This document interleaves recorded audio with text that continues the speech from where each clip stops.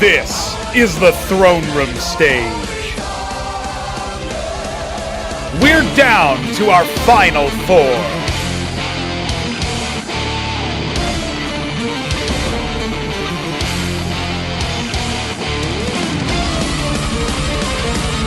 The best Terran. And also the last one standing. HitEmUp is up against the toughest opposition yet, set to lock horns with one of his most prolific practice partners. This South American has been through the ringer, besting Nebulheim's Protoss in the battlement stage, falling to Hamster Zerg in the upper bracket, and overcoming Top Ramen's Terran just to get this far. Is he ready against what fate has in store for him?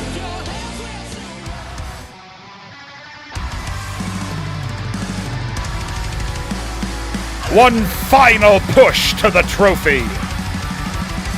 The world watched on as HitEmUp consumed the corpse of the Shambler over the course of a 3-0 set.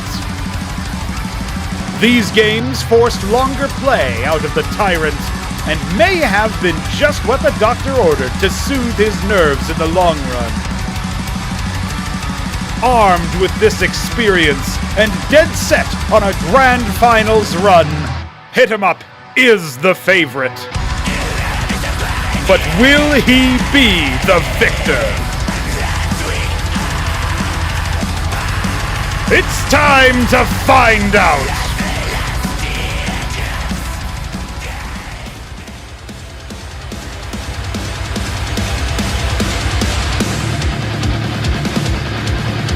HitEmUp!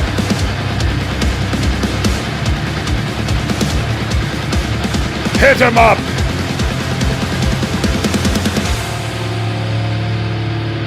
Throneroom!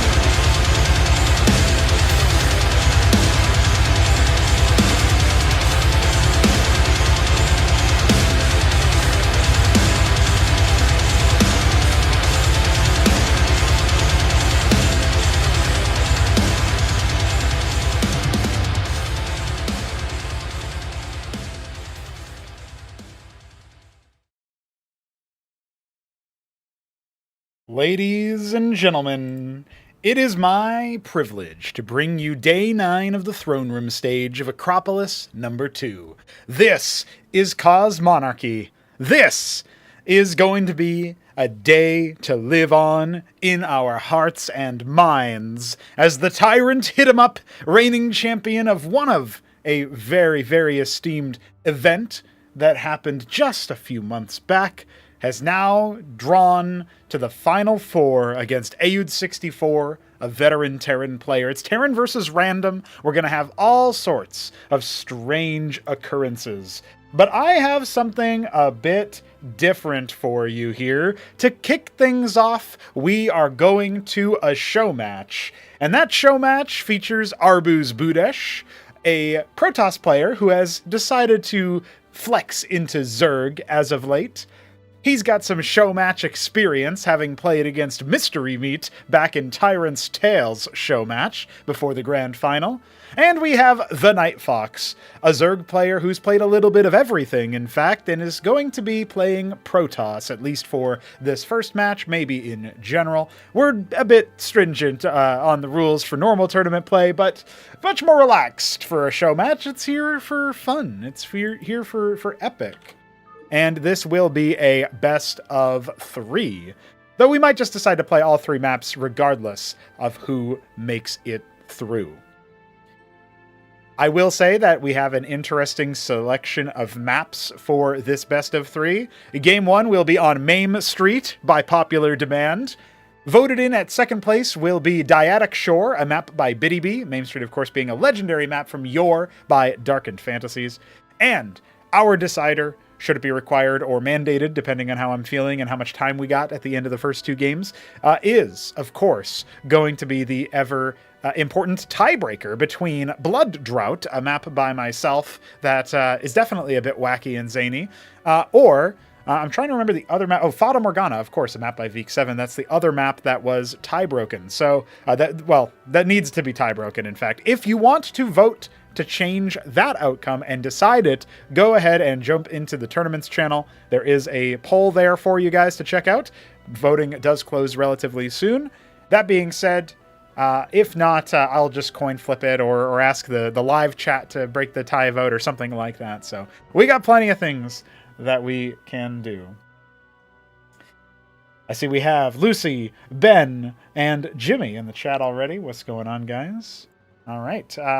Ready to go, question mark. I am asking our homies if they are doing it. It looks like, actually, the Night Fox pivoting into Zerg. He's deciding his race, is making his deliberation. Yeah, after further deliberation, he looks like he will be indeed switching over to Z, which is fine by me. Just means I need to quickly update our match overlay to compensate. So we will be seeing Zerg Mirror in Massacre. I mean, we already see it. It feels like a Massacre normally, right? But yeah, this is going to be interesting. Let's get on with it, ladies and gentlemen. Going straight in to Main Street for our first match of the show match.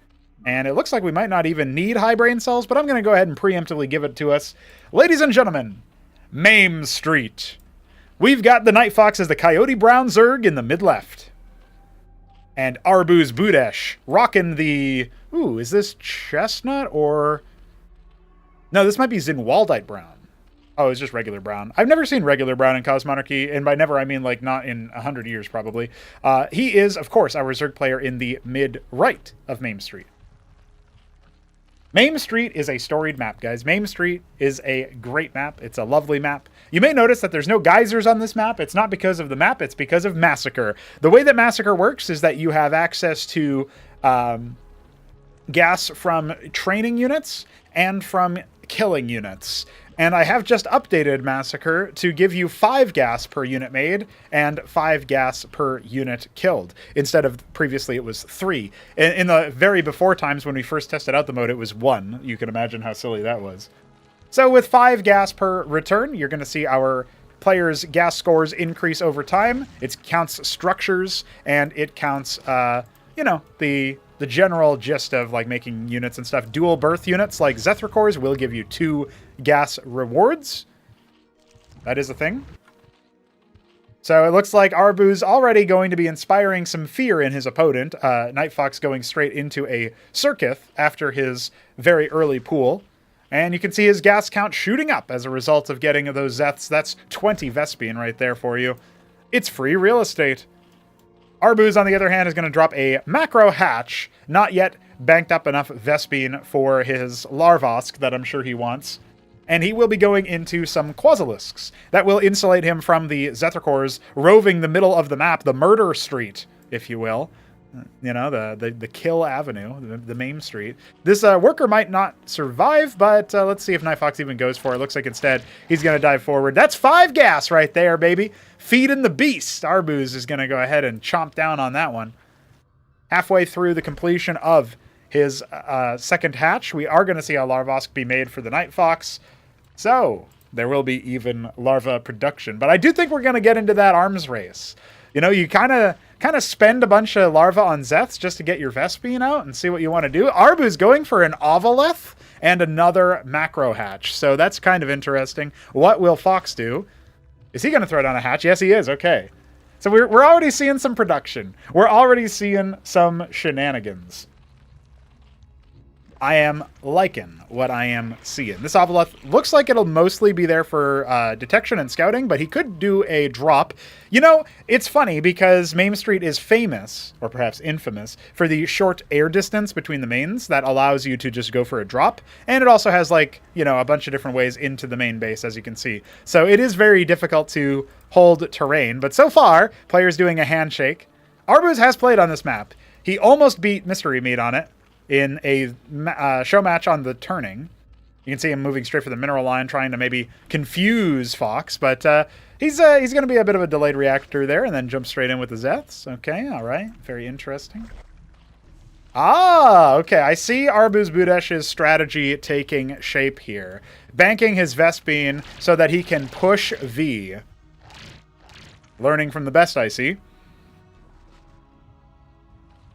One of the ideas that I had for Massacre was originally that I wanted it to theoretically, potentially, jump in and do stuff, some cool stuff in it. Like, my concept was maybe that Vespene, units that which required Vespene were like more potent, more powerful, enhanced in some way. So that you could swing fights with either a horde of mineral-only units or, you know, a couple of expensive units that would be gas heavy and thus would suck to lose. But they already suck to lose. That part's done because you have such little Vespene at the end of the day. So you got that part, right? And you can see here, Arbu's kind of pranking his opponent. There is going to be a Spraith here. No, that's a Circuith for protection. Okay. I was going to say, we could maybe see Fox try to root this Aboleth out with a static defense structure. In fact, I think that might be what Arbu's thought that was, but if he clicked on it, he would have seen it was actually a Circuith and not a Spraith. Taking an expansion on Main Street, Arbuz is living the dream as he adds another macro hatch, grabbing those Vorver cores, and of course, a defensive Circuith in his mineral line. He's got pretty good map vision. I wonder what the Night Fox's game plan was. Before, oh, there's a little bit of a run by here. Might get 1 or 2 worker kills. There's one Droleth going down. The Circuiths are going to clean everything else up and delay a bit of mining. Arbuz does have 4 workers to the better of Fox, but not the end of the world there. Guys, I do think, based on what I'm seeing here, that Arbuz does have a nice little opportunity to get some good value out of his units. I mean, every time he mutates something like a Vorv, he is getting extra Vespene as well. So we'll see what he wants to do. He might just go Zeth Vorv Quaz and then hope that he can jump into Tier 2 at some point, which would be pretty amusing. By the way, if you go for a Zorius and your Zorius spawns Brood Spawn, that counts as gas. If you go for, obviously, like Tier 2 and you get, like, the Matriable Nest, right? You get the Matrolith out. That's going to give you Vespene for the Vilgoricor and the Vilgalith as well. So there's, like, anytime you spawn Broodling... Oh, it's Convolutk is the moneymaker. That's what I was thinking of. The Convolutk, obviously, spawning Brood Spawn on your enemies is a big deal. Hydra's then coming for Arbuz, though. He wants to spend his gas in Tier 1. And we will have the Night Fox continue to add the static defense. And he's not shy about spending down that... the worker count there. We are going to see a slow saturation over here. Spraith zoning the Aboleth away. Both of our players opting for more passive play, but that Aboleth is dead, kaput, destroyed. I guess another cool thing to do is if you enhance the gas costing units, you could make it so that killing them gives your opponent like half of their gas cost or something. So it's like that Aboleth was 50 gas, I believe, and so that would have given 25 gas to Fox instead of the... or perhaps on top of the normal reward. So that could have been pretty good as like a nice little injection, right? And then you start to see like, oh, a Hydra is 12 gas each? Hell yeah, gimme. Zorkish Shroud about halfway complete for the Night Fox. He's thinking. The Vorvs have been sighted, so he knows what his opponent's tech choice has been. But Arbuz does have a much bigger, more thriving economy. Fox is pretty well insulated here with his static defense. He's also got the Zets kind of patrolling the map and stuff. Kind of interesting here.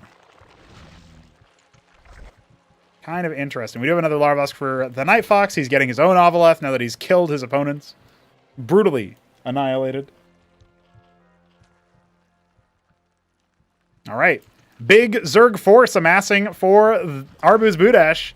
Will the Night Fox be able to do anything about it? Arbuz on pre-release Massacre going for the ski-backed scab because even at this stage, he feels like Zerg needs Bactylisks. Nerf Zerg, please, because the only thing I can make with Zerg against Zerg is Bactylisks. Arbuz will be rocking that. He's got a lot of minerals. Could definitely be spamming down some more of those all-important Zats. He goes for the 12 Hydras. Now he needs to bank up the Vespene for the Bacts. He's going to charge in, see how much damage he can get. Remember, this throng of Quasilisks here is going to be pretty good for the Night Fox, getting a very nice engagement here. However, his Zoriusleths are pretty in the back line, shall we say. And so I think this expansion is potentially going to go down. A little bit of extra Vespene courtesy of damaging the Zorius, so there is that as well. Speeding up the movement of the Quaz turns them into a whole nother unit when you got stuff like that going on. So it looks like Arbuz will end up being reposted. I feel like he could have maybe committed a little bit harder on that fight if he wanted to, but he did just to give the Night Fox a big chunk of change. And you know what? Arbuz has used the money that he made from that fight to go straight into the Bactylisks after all. This is kind of an interesting dynamic, right? You jump in, you make your money with the fight, and then you do your best to spend that money and try to fall away without feeding all of your units to the enemy. It's a very different style of gameplay going on here. We'll see if maybe the players have something going on. Zet's going to run over through and see if they can get any scouting intel towards the bottom of the map. Pray for Fox that he doesn't end up feeding all of those kills over to his opponent. Ski back scab up. Bactylisks up. Another macro hatch and trying to take another expansion. Arbuz taking the macro lead for sure as the Night Fox is only now saturating his natural. Adding a lot of Larvosks, and of course, just getting good to the unit spending here is kind of a skill unto itself, and will give you some of the Vespene. But I would say Arbuz right now does have a better economy on both fronts, right? He can make more mineral-only units because he's got more production and more mineral income, and that gives him more gas income because he's making more units. But he is attacking into the Night Fox's position. So we are going to see a nice big surround here. However, I still think that the ball of Quas here is going to be very good. And if the Night Fox can abuse the Zoryus enough to get a lot of free gas, that will help him out quite a bit. But right now, he's kind of trapped in the back. There we go. We're going to see a couple of spawns. It's going to take down very, very fast. The Bactylisk's already out. And the Night Fox desperately scrambling to get back up his ramp. He's only got one Circuit near it. He's got his own Hydroth Den coming, but it's not nearly the way done. And I'm not liking his position here. He's already lost his Zoryus. He's going to end up losing that hatch. He did evacuate the workers, thankfully. Kind of diving in and out. He's got a couple of units protecting the other ramp. It is going to be broken by Arbuz. He still has those backs. They haven't been really heckled too much. It looks like one Bactylisk has fallen in this fight so far. And there's still just such a deadly throng of Iziricors, Vorvs, and the works. More Quas hatching over here. Arbuz, are you going to be able to continue this fight? Looks like some of his Bactylisks getting caught out in the back line there by a few of the Zoryus and etc. He's flanking in with a bunch of Zets coming in as well, diving onto that Circuit and hitting the mineral line. I think this might rout the Night Fox. He's trying to drill out and get those Zets away, adding more and more Quas, forcing his opponent to work for it. Arbuz and the Night Fox both have so much Vespene, but Arbuz has way more on the mineral front, and now reduced to just Quas and desperately trying to make more pairs of them. Let's see. I mean, he did lose a hatch, but he hasn't lost any other production yet. And he hasn't even really lost that many workers, but Arbuz has dropped his tier 2. He reflexively knows, I killed a lot of units, now I can afford to go for the tier 2. And at this point, the Night Fox, he needs to mass up his Quas. He needs to wait for that rotation of units. He can't drill his workers out to an expansion. He has no vision of minerals. He's lost half of his workers now.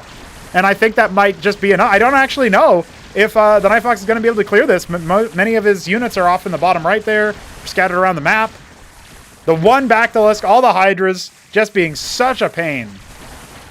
And the Night Fox needs to keep enough of a bank here so that he can actually resaturate his workers. He's down to 8 workers, boys. And I don't think he's actually going to clear it.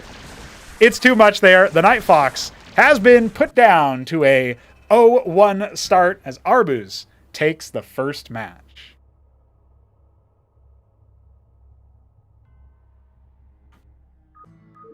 Well, that means we go to Dyadic Shore for our next round.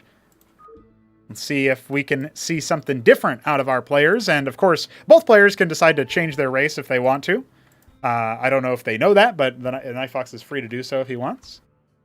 The Zergmir are definitely changing things. Yeah, it looks like he might be thinking about going for Protoss this time around. Just judging by his default here. I'll go ahead and adjust accordingly. Now, if that didn't scream to you guys as cool, well, understandable. But I did think that the back and forth of, like, you attack, but you don't want to feed too much, like, there's that consideration going on. I think that's actually pretty neat. Let's go. Protoss for the Night Fox this time, as Arbuz Budesh has won the Zerg Mirror. Maybe Fox will play as all of the races. Let's see what happens on Dyadic Shore, a map by BiddyB. Here we are, ladies and gentlemen. Arbuz Budesh will be the brown Zerg in the top left. The Night Fox in the bottom left will be the... Ooh, is this just teal? The teal Protoss in the bottom left. Okay, all right. I wasn't sure if that was, like... It wasn't eggshell blue, but it might have been one of those, like, mint or sea colors or whatever.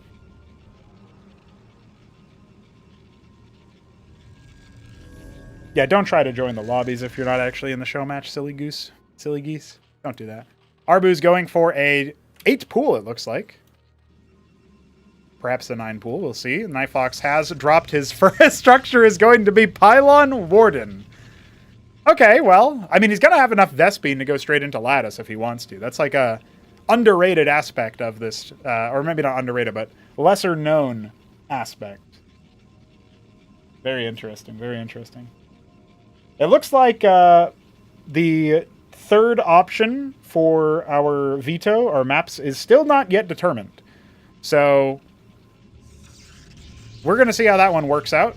I think based on the flow of the game, we will have time to get through the next round. Ooh, almost got an extra bit of gas there from killing that worker. That would have been pretty good for the Nightfox. He's going to go ahead and go into double gate. He's definitely insulating himself from early pressure in both games. He went for pool into Circuith in the first game. Now he's going Warden into double gate in the second game. It's interesting. He's like reading that Arbus is going to rush him or something. Not quite what's happening here. In fact, I think Arbus can feel pretty confident in just not bothering. That's a third gate. Hugging the bottom of the map. This feels like it'll be a little bit awkward for pathing. We'll see how that goes. Yeah, by the way, our third map, it is either going to be Blood Drought or Fata Morgana. So I could just coin flip, but you guys can tell me what you guys think. Those were the maps that earned the most votes. So I will be collecting votes for that third map. I think we'll be able to play all of them. Unless this one goes a very long distance. But if Fox wins, then it doesn't really matter, does it? First unit gonna be... Oh, look at this. He's going for Dracodons. I see. Interesting. Part of the reason why you might go for the delayed move is that you're going to get a little bit more resources out for your other stuff. 4 gate. Okay, I think it's going to be like Dracodon opening into Legionnaire spam after. And that has a threatening potential to run over the Zerg player in the early game. First macro hatch is down. Second one starting to mutate. And we've got 4 Quas on the ramp. Going straight into the Vornath. Wants to get to push V this game. And the Nightfox will oblige, allowing him to do so. It's just Mass Drac so far. He hasn't skipped a beat. The problem is he needs a little bit more gas income than this to keep up with this many gates of production, right? Show the maps on screen, then do a live vote in chat. Yeah, I think that's probably our best bet here. I'll have to go ahead and grab images of the maps for you guys.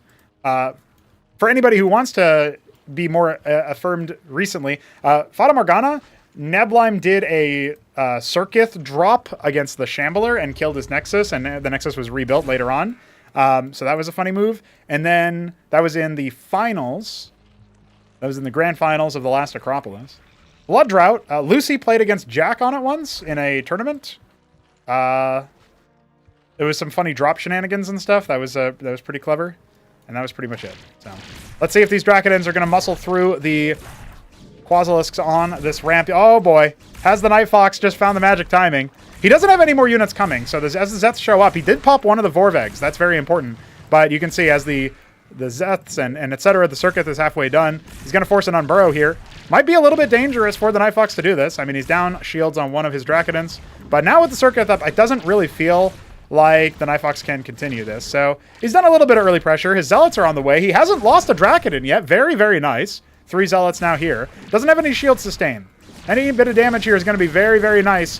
Arbus Budesh, has he taken his foot off the gas? He's got a lot of minerals, but not a lot of ways to spend it. That's both Zealots going down, only 1 remaining, and one of the Dracodons has also fallen. Circuith pummeling away at them. That's another Dracodon guaranteed to die. So that looks like the Nightfox will have to cancel his aggressive plans, although he will still be fortifying his position. There's only 2 Quas in the Circuith right now. In theory, that makes a lot of sense, but we're up to 4 hatches and a 5th one on the way. I think Arbus will be all right. One of the kind of interesting aspects of this is that Zerg gives you more units, so you get more money from making them, but your enemies get more money from fighting you because you're going to kill more units for the Zerg than the Zerg is going to kill for you, generally speaking. I don't think that's exactly happening here, though. I think this is going to be very, very unit efficient for Arbus as his Vorvs descend upon the poor Drax. More units coming in. The Zealots doing battle as best they can. A big surround on that top Dracodon. It looks like this one not able to be finished off, and with the rejoinder of the extra Zealots, the Nightfox will be able to fend off his attacker, but he needs to get the hell out of dodge, retreating through the ramps. No expansion for him yet. He's up to a 6th gate coming online. He has trapped 1 Dracodon here, it looks like. Although maybe that's just weird pathing. I feel like it should be able to go north and then around. We'll see if he ends up trying it later. Double Grand Library behind this, so wants to be able to drop Amaranths and such. Very, very good stuff there. Definitely a good move. The 1 Dracodon kind of out in the middle of nowhere, so offered up to Arbuz as a sacrificial 5 Vespene, who has not actually spent his gas since he evolved his Vornath. I think he might be thinking about going straight into Tier 2 off the back of just massing Zets and Vorvs. It's an interesting choice. All right, we have 9 Zealots and 4 Dracodons. Another stuck Drac. Not the best SimCity here for the Night Fox. I don't even know if he can get that one out, actually. Arbuz now posturing aggressively. Night Fox clearly thinking about an expansion. Might end up just getting surrounded by the Vorvs. The V key has been pushed. Is it going to be enough? The Night Fox has railed against this rhetoric that Zerg are just too powerful and Protoss can't do anything. But his unit composition is not the best for this situation. He has no Ecclesiasts, right? Definitely a struggle bus for him as the Vorvs are slowing the attack rate of his Zealots so much. They're hitting pretty hard still. The Cliff Advantage definitely helping out those Dracodons to hit various things. Scribe will get sniped, but at this point the Night Fox is feasting upon those as far as gas is concerned. He could grab a couple of Cantavis and just storm things, but obviously that's a big investment into his Vespene. Arbuz has a lot of workers, and, well, he's almost at Tier 2 tech as far as gas is concerned. All right, 12 Zealots, 5 Dracodons, so many units stuck behind this. If you pop this gateway, they can get out. But that is it sucks to lose that production. A couple of Ecclesiasts being filtered in after those fights. That's definitely going to help him out quite a bit. The Amaranths coming out. Mineral only. Melee unit with self-sustain. Very important stuff. And the Iris is dropped at the clean moment of having 900 Vespene. You'll love to see it. Are we going to get that expansion for the Night Fox, or is he just going to be going ahead on 1 base? Very interesting decisions being made by these players so far. Oh, look at that. Actually, some of the Zealots can get through, which is kind of interesting. You know, it's really funny that Warden blocked that 1 Drac, and then that just led to so many silly things. Let's see. We are going to see the Unburrow over here, and this is definitely going to catch the Night Fox by surprise. The Unburrow definitely helping him out there, but Arbuz, he's going to have to contend with the Ecclesiasts and the Amaranths. This is going to be a really hard force for his Tier 1 composition to deal with. I think Night Fox is going to force a cancel on that expansion, or at the very least be able to kill it. I actually don't know if Arbuz can hold this. I mean, he's only got Zets and Quas. Couple of Vorvs here and there, but I don't think it matters how many times you push the V key. How are you going to clear with this? Going after that Dracodon. It is going to be brought on down, but look at how long it takes to bring down any one of the melee units between the Ecclesiasts and the Amaranths themselves. All you're missing is a Herald or 2. That's going to be a dead hatch. More units raining on in for the Night Fox. Comparable military, but his units are so much more strong. Much more dangerous. Kalkir Lake on the way for Arbuz, but I don't know if he has enough Vespene to actually make use of the Lyrilusk. Some Calculists wouldn't suck right now, but can you even hold the ramp is the question, and I think the Night Fox is just going to do his best to muscle on in. The Amaranths are taking so many hits. Finally, they will be put down, brought out of the fight, but there's 3 more where that came from. The Circuith is out. No easy backline targeting for those Dracodons, and only one of them still remains, but maybe only one of them is what Night Fox needs. As he starts to engage onto the Hatcherosks, forces are being split up, but we have no additional heavy hitters coming, and Arbuz Budesh looks to be pushed back to a decider after all. It doesn't look like he's going to be able to stabilize. He has no units coming that can help him with this. He's making some Zethra cores, but I don't think it's going to be nearly enough. And his first hatch in the main is going to get crumbled. He's starting to add some circuits, but it's much too late now. The Vorvicore's on the way. Okay, no, those are actually Lyrilusks. Is that going to be enough? It feels like he's going to be brought down so very wounded into such a bad position here. Has the Night Fox realized that his opponent is going for Lyrilusks? I think he's going to realize now. More of them are morphing up top, but he's already on top of the Lyrilusks. They've got nowhere to run to, and I think that's going to be it for Arbuz's first round of Lees. Well, he's got a couple more coming in from the north, but it's not going to be nearly enough, my man. At this point, we know GG has to be called. Arbuz Budesh will concede, and the Night Fox has cracked the code as Protoss.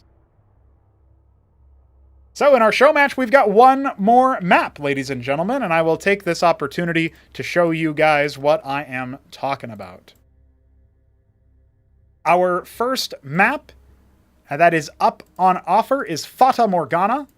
It is a desert map that you guys may remember. It has been made by Veek7. It is a map by Veek7. In fact, I can actually go to the Liquipedia page for you guys, because it has a Liquipedia page.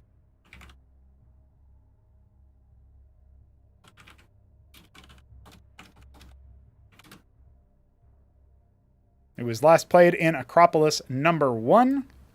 A 2-spawn map. Things on both sides, etc., etc. I guess I'll quickly switch over to looking at my browser for you guys.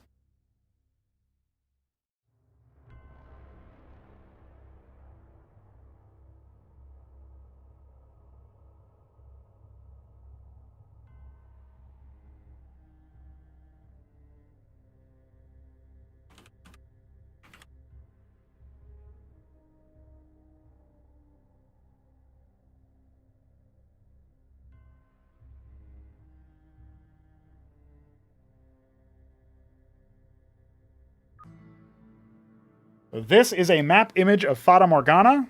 Very high-tech stuff, I know. You start in the top left, you go to the top right. Everybody should know this map. It's a classic map. Also a desert map on offer for you guys, if you are interested, is a map called Blood Drought. I will prepare a map image and show you guys that as well.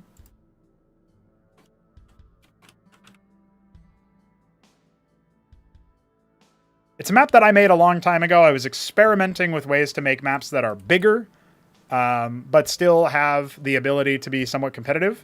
So this is Blood Drought as it loads in. You start in the top left, or bottom left, I guess, but it's more like in the middle. Basically what I did is I measured out a size for the map that was like similar to the 128 by 128 default, but then I expanded the map around that to add more stuff later on. So this map ended up being very unwieldy, and we didn't end up getting too many games on it, but this is another option. So, again, Fata Morgana, tried and true, crazy map, Blood Drought. A map for you to play if you are feeling experimental. Ah, Heltrix is here. Heltrix has played on at least one of these maps. So if we can get that informal voting going, just let me know which map you guys prefer. Fata Morgana, a map by Veek7. Blood Drought, a map by me. Although it doesn't have the same meme status, so it doesn't really matter that I said a map by me. Fata Morgana, Blood Drought. Fata Morgana looks nicer. Visually, it's more appealing. It had some effort on the decor. We never really got that far on Blood Drought. Best I can tell you is that it has like those expanded ramps that are looking kind of cool. To Mame Street. It was already played. You missed Mame Street. Looks like Biddy B votes for Blood Drought. That's our current tiebreaker. Are we going? Do we get anything else? Anybody else got any ideas?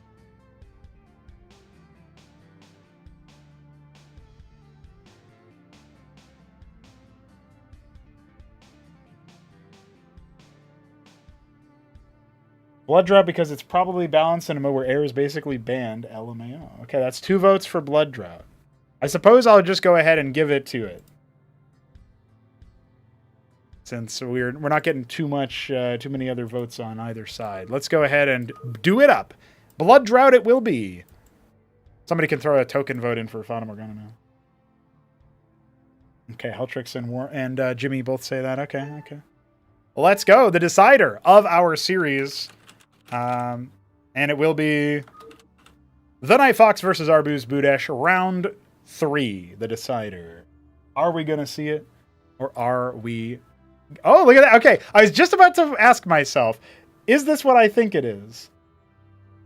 Are we going to see The Night Fox switch over to Terran? Because he's already played one as Zerg, right? And indeed, he is going to be Terran. He played one as Terran, lost it, one as Protoss, won it, and now we go to our final map with the Night Fox rolling Terran. Ladies and gentlemen, this is the decider of our Massacre series, our show match. The real match begins very soon, and we have an exciting one for you, because it's a map that I haven't seen in a very long time. On Blood Drought in the upper spawn, Arbuz Budesh reigns as Zerg. He is... Shit, what color is this? Dark Spring Green? Forest Green. Okay. The Night Fox in the bottom left. He is the Sunglow Terran.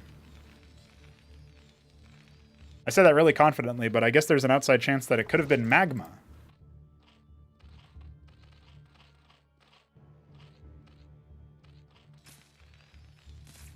Stockade coming immediately for our homie, the Night Fox. As a reminder, in the updated version of Massacre, it counts the units that you spawned with, which are 6 workers and a town center.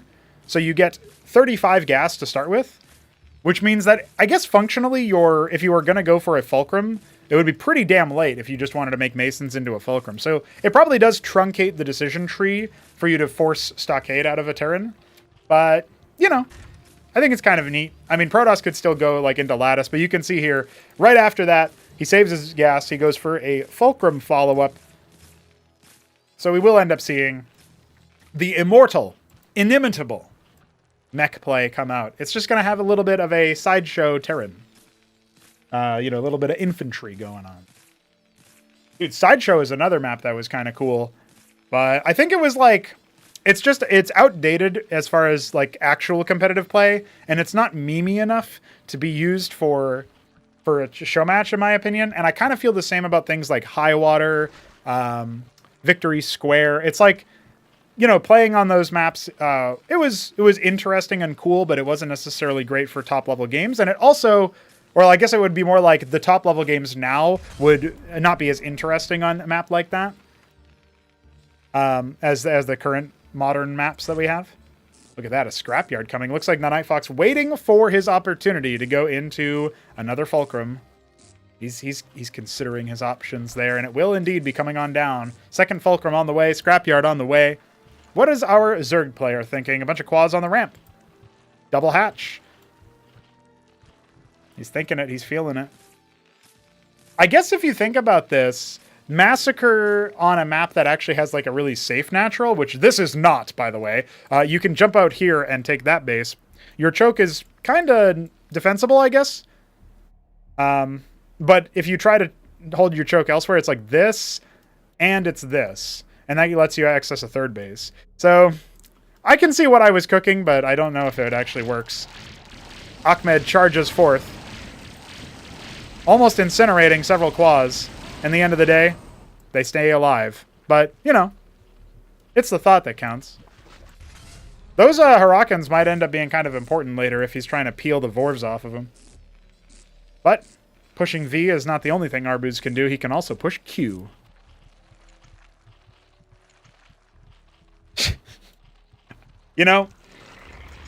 I always dreamed of a day where people would get very angry at the strategies that you can do in my games. And they would make up like meme commentary about like the shit moves, like the 4-gate like all-in moves, like the ape toss kind of commentary. And now we have that for Cosmonarchy. We have people saying, "Fuck, he's pushing V." Like all he does is push V. Like that's great. That's beautiful. The Night Fox reset the network for Highbrain, so it was already there, but he's having some network stuff. Don't worry, I'm sure it'll be fine.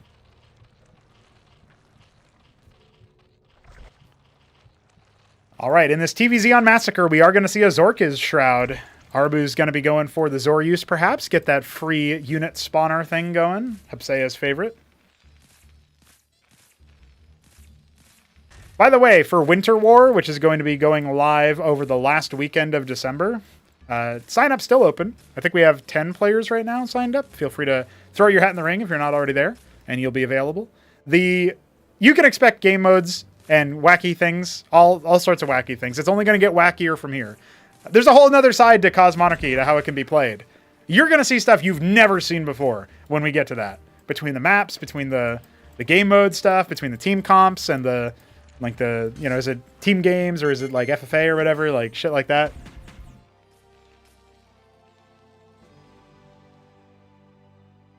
It's going to be real. It's going to be epic. I should probably get DF, who does some pretty good 2D art. See if I can get him to like write something like that. So the Ministry comes down, unburrows a Zeth. He's going to have to deal with that at some point. Is this going to provoke Arbuz? It doesn't matter because his units are all the way back home now. One Lycizalisk is on the way. The Zeth really scratched the paint there. A Starpad, a third Fulcrum into Scrapyard.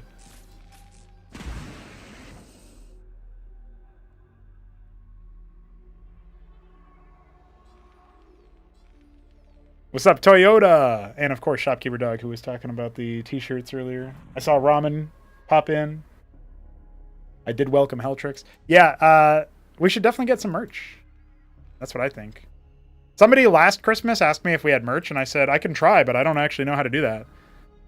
He wanted to get it for his kid. I guess somebody's dad joined the server and asked me if we had merch. That's what I need to tell you guys. That's another surreal moment. Just like it's surreal to see that people are saying, push V about my game. Like, somebody's dad asked me for merch for their kid. That's a real thing that happened. So, definitely want Ahmed merch. Definitely want fucking all kinds of stuff, dude.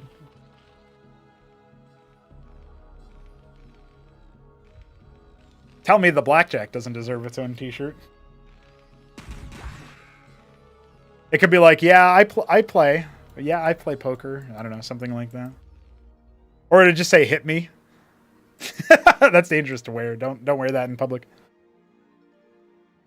Oh shit, it's HitEmUp himself spectating us. The show match for his and others' entertainment. It's going to be a total blackjack massacre unless they come to the choke point. Is that... Oh, Arbu's playing fancy with it. He's got a bunch of borrowed units. Oh, no. No, the Night Fox, you're walking right over him. It's a landmine. Oh, suddenly they're there. The V key pushed, and then the unburrow key after it. The Lycizalisks charging forward, pushing these poor blackjacks back. They've done nothing. The blackjacks are innocent. Just kidding. They're OP as fuck. Kill them.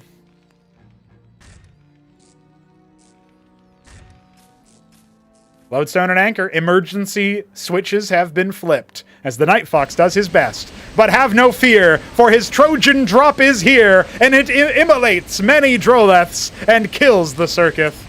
Oh no! I think Arbuz Budash has pushed the all-in button off the back of that. He's not got any more units coming. He's making 10 workers and hoping that he doesn't even need to clear that out. His natural is safe. Instead, he's going to see if he can counterpush and maybe eat out some of the workers that Mr. Fox still has. Eat him up!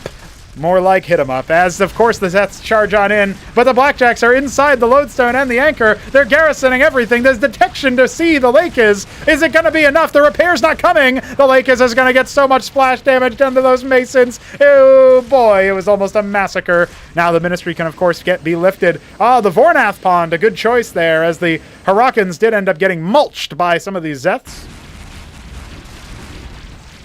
The Masons have been pulled. The Masons have been pulled, and the Anseal is here as well to try to keep them alive, just long enough for the Blackjacks to clean everything else up. We've still got double Lakes over here on the ramp. How much damage can the Night Fox afford to sustain? He's losing all of his Masons. Oh, the one Lake is in the back is so low. It finally gets popped. 4 HP on that one. He's out. With a momentary reprieve, the Vornath Pond was moments away from being annihilated. But, alas, it did not work out. So, after all of that, the Night Fox has lost most of his workers. He's going to have to pull that Ministry back for fear of a counterattack, and see if he can't do something silly and shenanigan-y, like, macro Ministry to build more Masons. He's dropping another Fulcrum, trying his best to add more scrapyards to the mix. Many more Blackjacks. He's adding another Ministry. Does he have the mineral capital to actually spend all this? Trojan was sniped, I guess, at some point, because it's no longer in here.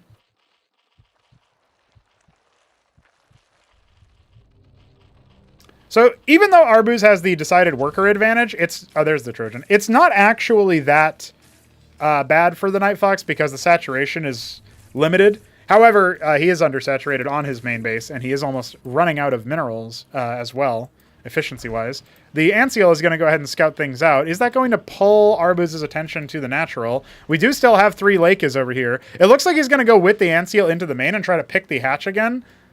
What has he got in here? It's 2 Harakans, 3 Cyclops. He's looking for worker kills. He's not going to find any over here, but he might go ahead and finish off the Vornath, which would still be good. Going to keep the Trojan in reserve, perhaps. Use it as a bit of a scout. The Anseal moving to the top left just to see if there's anything over there. Slowly but surely, the Hurricanes are taking damage from the Cyclops shots.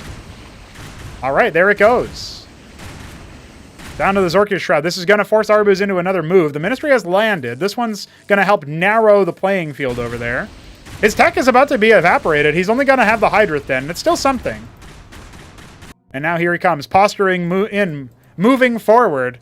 Quaz in the main, spawning to deal with the threat from the Night Fox. Oh man, there's so many Lakes. The focus fire not quite there for the Night Fox, and his Blackjacks are getting shredded. But now here comes the focus fire, and we still have a lot of Lakes, but looks like that is going to narrowly be enough.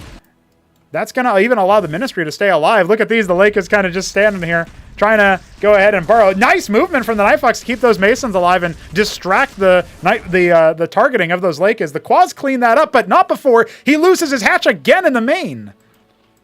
Okay. Well, ladies and gentlemen, we've got a game on now. The Night Fox tied up on the eco. Does need to lift that Ministry and saturate that other base so that he can keep producing at the rate that he's doing it. His Hydrosten is done, but Arbuz does not have the ski back, then doesn't have the Vespene to do it either. A lot of Hydras being made. Still some defensive Lakes over here. Quaz now going to go ahead and stock themselves over in the main, and it looks like another hatch will be made where that one died. I can't believe what I'm seeing, but ladies and gentlemen, the game continues. I really thought that it was going to come to a close around now. We're about now is when we're supposed to start the whole tournament, right? So I mean the actual tournament match. So, you know, if one of these players could win in the next few seconds, that would be spectacular. But that's okay. No pressure, no rush. Anseal has been moving around. It's still alive for now, just kind of seeing what's going on. Sees the pool being rebuilt. Crucially sees that the Hydrith Den is not a ski-backed. 4 Blackjacks are going to get dropped somewhere. He did not scout out the main base. He did reveal where the lake is, where if he remembers that, he might drop them here to try to pick the Hydrith. It's kind of a good move, right? I feel like Hydra's coming out for Arbuz. It's going to be a lot harder for the Blackjack Anseal hit squad to actually do something. He will have something like... Oh, no, he canceled them. He canceled them so he could afford his Atlas. He will not have more reinforcements in this area, and the Quaz here are stopping his drop from doing anything. This is the key moment where Arbuz is going to dive forward and snipe the Ministry. Oh, the Anseals don't get there in time to actually stop it, and that would have made the difference on the repair as well. So now he's just got the Masons. It looks like he's tasked them on a drill somewhere else. Not quite sure where he's going, but he might have wanted to try to flank or maybe push. He did lose his Anseals. Yeah, that was really good for Arbuz. He barely lost anything. Looks like the long way around the map to the back base is where the Night Fox is going. That's where he tasked them, by the way. He tasked them to move into the other base, and they have to go through the middle of the map or the back entrance. That's pretty good. I think the Trojan may have been killed. Yeah, it looks like it died over here, unfortunately. This map is AIDS. Yeah, he's just finding out the back path, I think. I don't know why he never... Why didn't he just take this base, though? I'll have to ask him about that, maybe. Or maybe I'll forget. Atlas is nearly complete. If he gets this up and running and we can see some Ramses or some... I guess it would be better even if you just go captaincy here. It is indeed a captaincy. I would love to see... The Apostles will give you gas for reclaimed units, but really, Heracles and Madcaps are very, very powerful units, and you can afford them to a greater degree since you're only harvesting minerals, right? So, you know, that's an option. More Blackjacks coming. Arbuz is up to 3 bases. He's thinking about going ahead and taking the corner base in the top right, it looks like. This isn't connected to that, so I guess he already sent this guy out. There we go. So yeah, he's going to go up to 5 bases over time, if given the opportunity. He does not have his tier 2, and he is going only now to rebuild his Vornath. Yeah, I wonder where Arbuz spent his gas. I feel like by now he should definitely have had more, but I guess that goes to show you how much he invested into this army. Iziricor revealing no natural. At least no base there. I mean, he does also know that there's no genuine natural up top. Oh, Olympians. Okay, that's the plan for Fox. He's going straight into Olympians. He could also afford like 1 autocrat and get a lot of gas back that way with its kinpen, but I'm looking at this and I'm thinking to myself, that's probably the sign for Olympians. I just don't... He's going to hold the cliff. That's what he's going to use. He's holding on to the cliff advantage for dear life. It's the last little bit of cliff advantage he's going to have. Very cool. A lot of orbs being made. Yeah, I guess I will say, I mean, without this is the point where you actually need some kind of AoE from Arbuz's POV. And I don't think he's going to be able to crack that ramp. What's the play from the captaincy? That's the question here, as Nightfox is going to go ahead and land his treasury. He really just hasn't realized that you can just go here. I don't know why. He's going to go ahead and try to retake this position. A lot easier for the Hydroth Force to get a bit of a spot on there. Still hasn't used the captaincy for anything. We're not sure what he wants to make there. I'm assuming he's going to go ahead and drop some kind of other tier 2 thing. Got the infrastructure. Clearing the Ovaleth. He's microing about it. Autocrat it is. Okay. Get him. Bully him. Can't quite get him. Can't quite bully him. Oh no! 3 Zets have moved over to the bottom left. It'll have to be a Mason battle. 3 more Zets on the way. Brutal. Oh. If he could put like 1 Sentinel back here, that'd be great. Scouts out where the army is. He's only got the Blackjack so far. Remember, no tier 2 units have actually been built yet for him. His Autocrat's about to finish now. Okay, the Masons have to fight these Zets. The Masons have to fight these Zets. Hey, you know what? That was an even trade.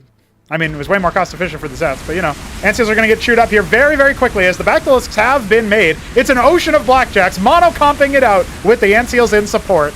And you know what? So far, it's actually kind of working, but can you ever approach the backline is the question. Blackjacks spread out quite a bit, but it's a total massacre of the Zethra-cores. More of them have arrived in the bottom left base, but now the Blackjacks lurch forward, intent on sniping these vulnerable Blackjacks on their way back. Or the Blackjacks? Blactylisks? Get them! Get them! Oh no, the Masons! Don't worry, you don't need them. All the Ancials were sniped, so he has no detection anymore. Got to keep that in mind as he attempts to maybe reveal it with his Blackjacks, but that's not going to work. No! No! Bully him! Get him! Fuck him up! Yeah! Okay, that was infinitely more cost efficient for the Zerg. But you know what? What's important is the base lives until more Zets, who went all the way around the map, are about to arrive there as well. Transferring from the depleted base to the treasury, or thinking about it anyway. Has he just now realized there's another base there? I don't know. For some reason, he doesn't want to take it. The Zets have not pulled the trigger yet. Arbuz is too busy. Okay, now he's going to do it. Still no Sentinel over here, by the way. Like, that could have been done at some point. Too many Zets. I got to get out of here. And away they go.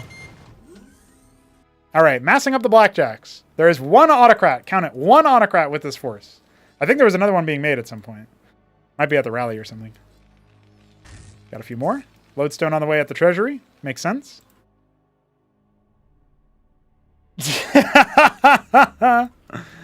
I do think Arbuz is about to take this game with his next attack, but a lot of it's going to come down to whether or not those Autocrats get up to enough of a count to do something. He's got a lot of eco, but Arbuz not really doing much with it. He's really powering on tier 1. Like, he's got his Bactylisks out, doing his best to do what he can. No detection out for the Nightfox, which is kind of a problem. The the Blackjacks are revealing things, right?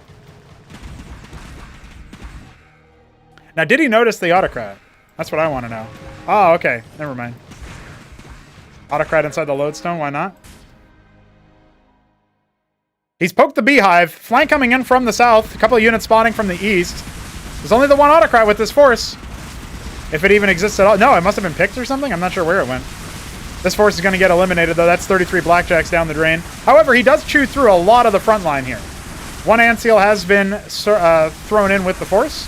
Oh, that's... No, never mind. That's a Blackjack. I thought that's where the Autocrat went. His resurrected Zethra-cores. Accepting some bounces. Yeah, he hasn't brought any of the Autocrats with his army. He had 1, and it seems to have died. He's going to throw the other one inside the Lodestone. That's pretty lethal, dude. Don't try to attack that area. He does have a single Autocrat with his force. I stand corrected. Not going to be enough to deal with the Bactyls, but...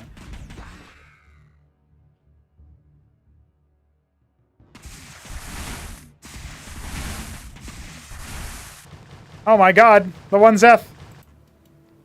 I've seen this film before. It played out 10 minutes ago.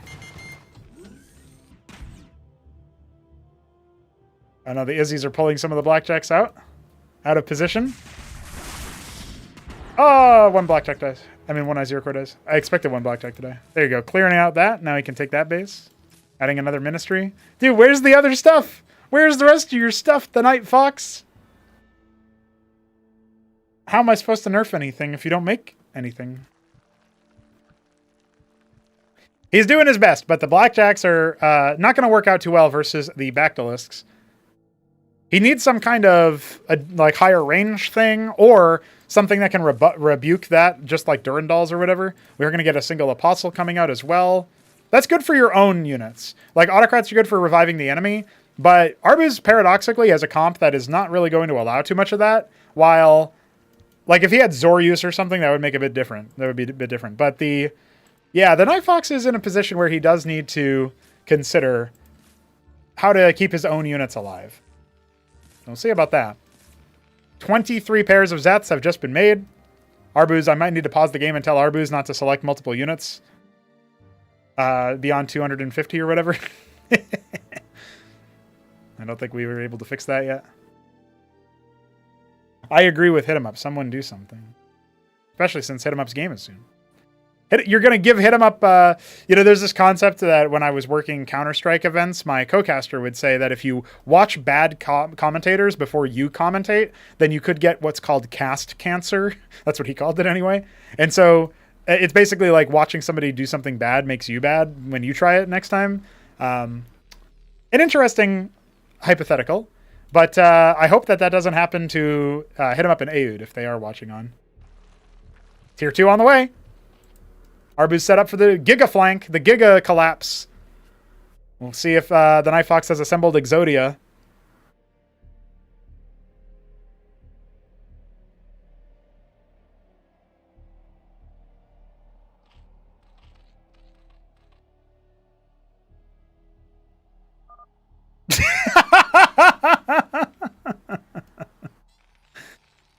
It was by popular demand. I like how he didn't complain about Mame Street, though. We'll remind the Night Fox about that. He might need the gamer aids.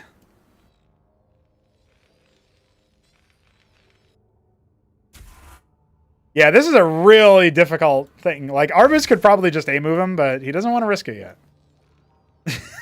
It's a defensive posture in our decider. Yeah, turn Exodia Blackjack +1. He's waiting for tier 2 to attack. 26 I0 cores. Spending down his minerals. And he's still floating. Noveleth moving around.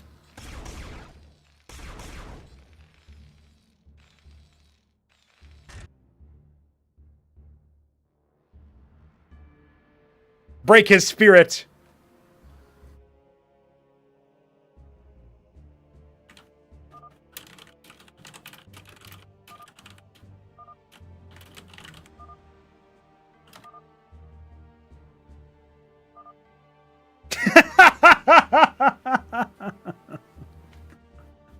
I was thinking about that, HitEmUp. I thought about letting it happen.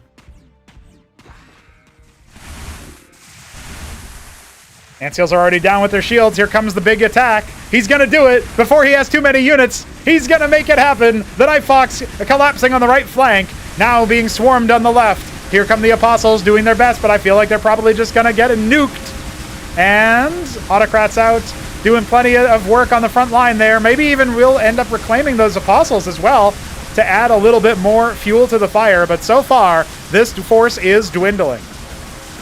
But hey, Arbuz's force has been cut down by half. The Night Fox staying alive somewhat. Looks like the last Reclaimer has fallen. And now we'll have to see if Arbuz can use 115 military units to break through the 2 Autocrats in a Lodestone.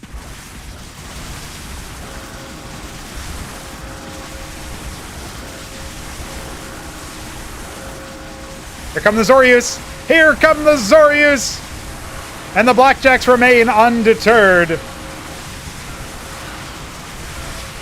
The Night Fox concedes to the map. And that means Arbuz and the Night Fox are 1-1. And Blood Drought is also 1. Blood Drought wins the series. There you go. I like the Ahmed drop that the Nighthawks did. That was pretty good.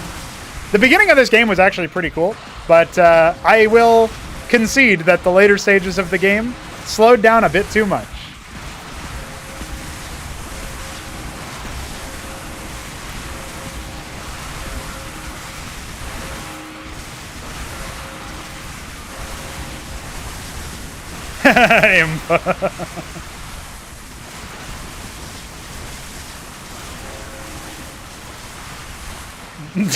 Fox is really upset about the joke map in the show match.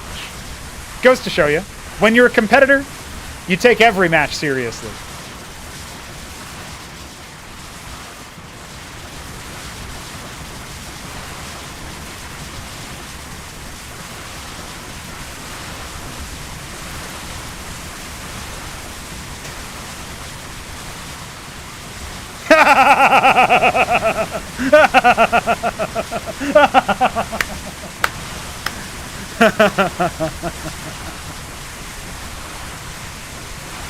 Well, I would speed through this if I could, but this is not a replay.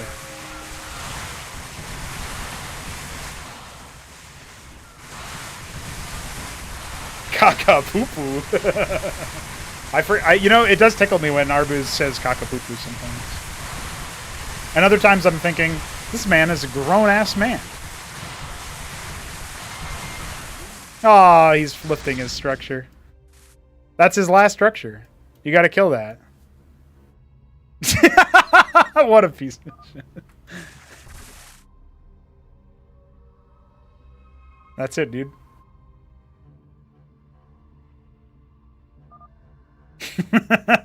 He's got the one Zeth following it. He is making 30 skiffs, so he will hunt it down, boys. It's only a matter of Tony.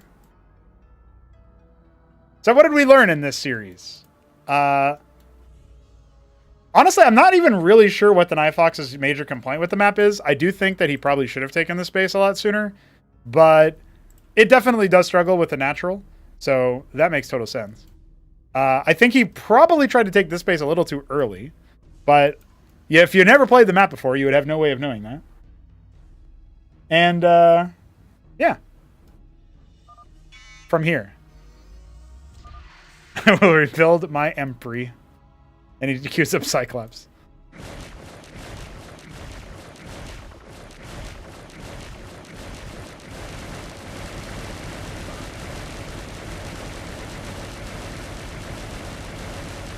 You've been tickled to death by a Skithracore. Oh, he left before his structure blew up! What an asshole! I can't believe it.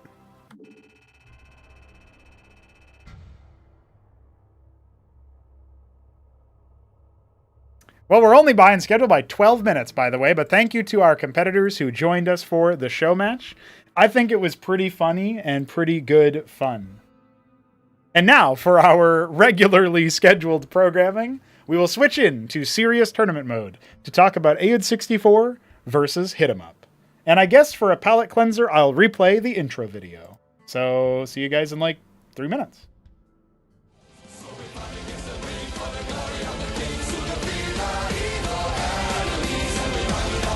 This is the Throneroom stage. We're down to our final four.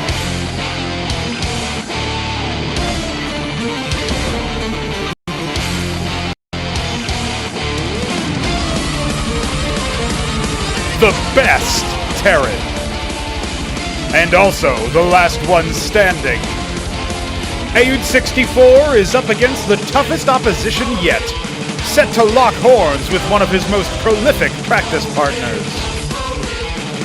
This South American has been through the ringer, besting Nebulheim's Protoss in the battlement stage, falling to Hamster Zerg in the upper bracket, and overcoming Top Ramen's Terran just to get this far.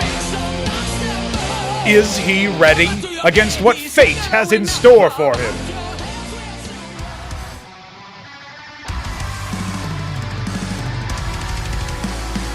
One final push to the trophy. The world watched on as HitEmUp consumed the corpse of the Shambler over the course of a 3-0 set. These games forced longer play out of the Tyrant, and may have been just what the doctor ordered to soothe his nerves in the long run. Armed with this experience and dead set on a grand finals run, HitEmUp is the favorite. But will he be the victor? It's time to find out!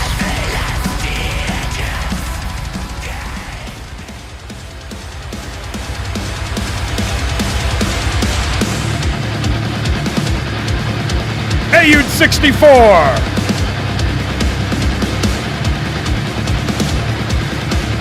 HitEmUp!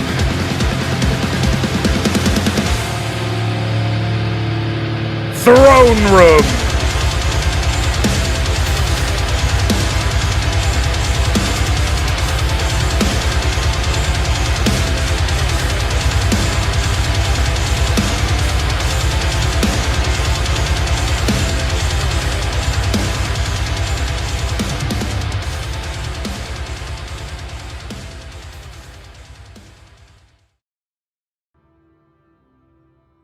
And ladies and gentlemen, that neatly brings us in to the map veto, which I will be handling without the usual fanciful overlay, since I did not pre-prepare the map veto ahead of time. The players were not, maybe they were available, but I didn't know if they were available, so we didn't do that beforehand. However, I will go ahead and tell you that our first match is going to be on the inimitable Check Stealer.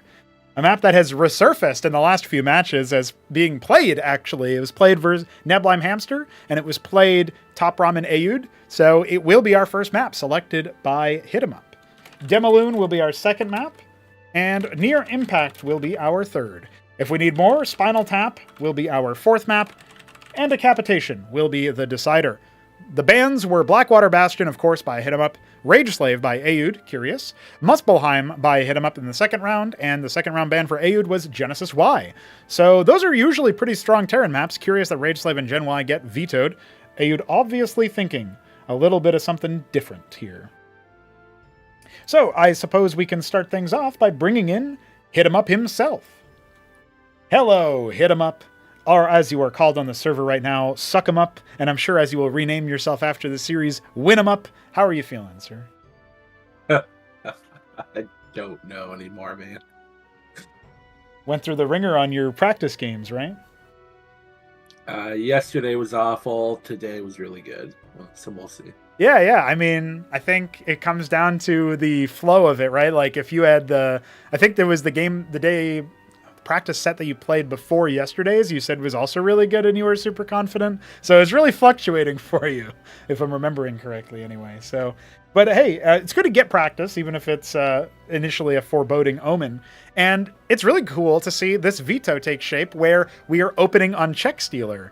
Is this a map that is suddenly coming to the forefront for any particular reason you can think of? As I just mentioned, it was played as the first map for both Neblime against Hamster, and it was played as the first map for Ramen against Ayud. And now here it is, the first map for you against Ayud. What's going on with this map, dude? I don't honestly know. I picked it because I know he's going to go Talos to try and take like hidden expansions. And if I know about it, I could stop it. So fair enough, yeah. I'm like egg him into doing that, I guess. Just about that, just rounding it out there. So yeah, I mean, I'm looking at that with the way that Check Stealer plays out, you are expecting Talos. I would say with the way that Ayud played the last two series, you should probably expect Talos. He did bring it out a few times against Hamster as well, but for the most part, it was a TVT strat, so that'll be interesting. Of course, for those who don't know, HitEmUp, you are playing random, and you are saying your race. The only time you said you might change that is if Shambler took a game off of you, but that did not end up happening. You cruised through him 3-0, although maybe I guess the cruise was more like a leisurely stroll pace because it was obviously slowed down. You know, you couldn't be speeding in that zone. It was a school zone that you went through, and I don't know, we're starting to get much more morbid with if we're talking about you eating his corpse in a school zone, that's probably illegal or something. But anyway, you did do that, and then you find yourself up against Ayud. I think I remember you saying you wished you would face Ramen instead, and here he is. But hey, I mean, at the same time, if you make it past him and you go up against Hamster, you were saying that feels like it'll be a cruise, a victory, a much more easy match to get back to the grand final. You still feeling that way? I'm very unsure at the moment because the reality of it is like all my practice in the last week, how little of it I have had Mm-hmm. has been PvT.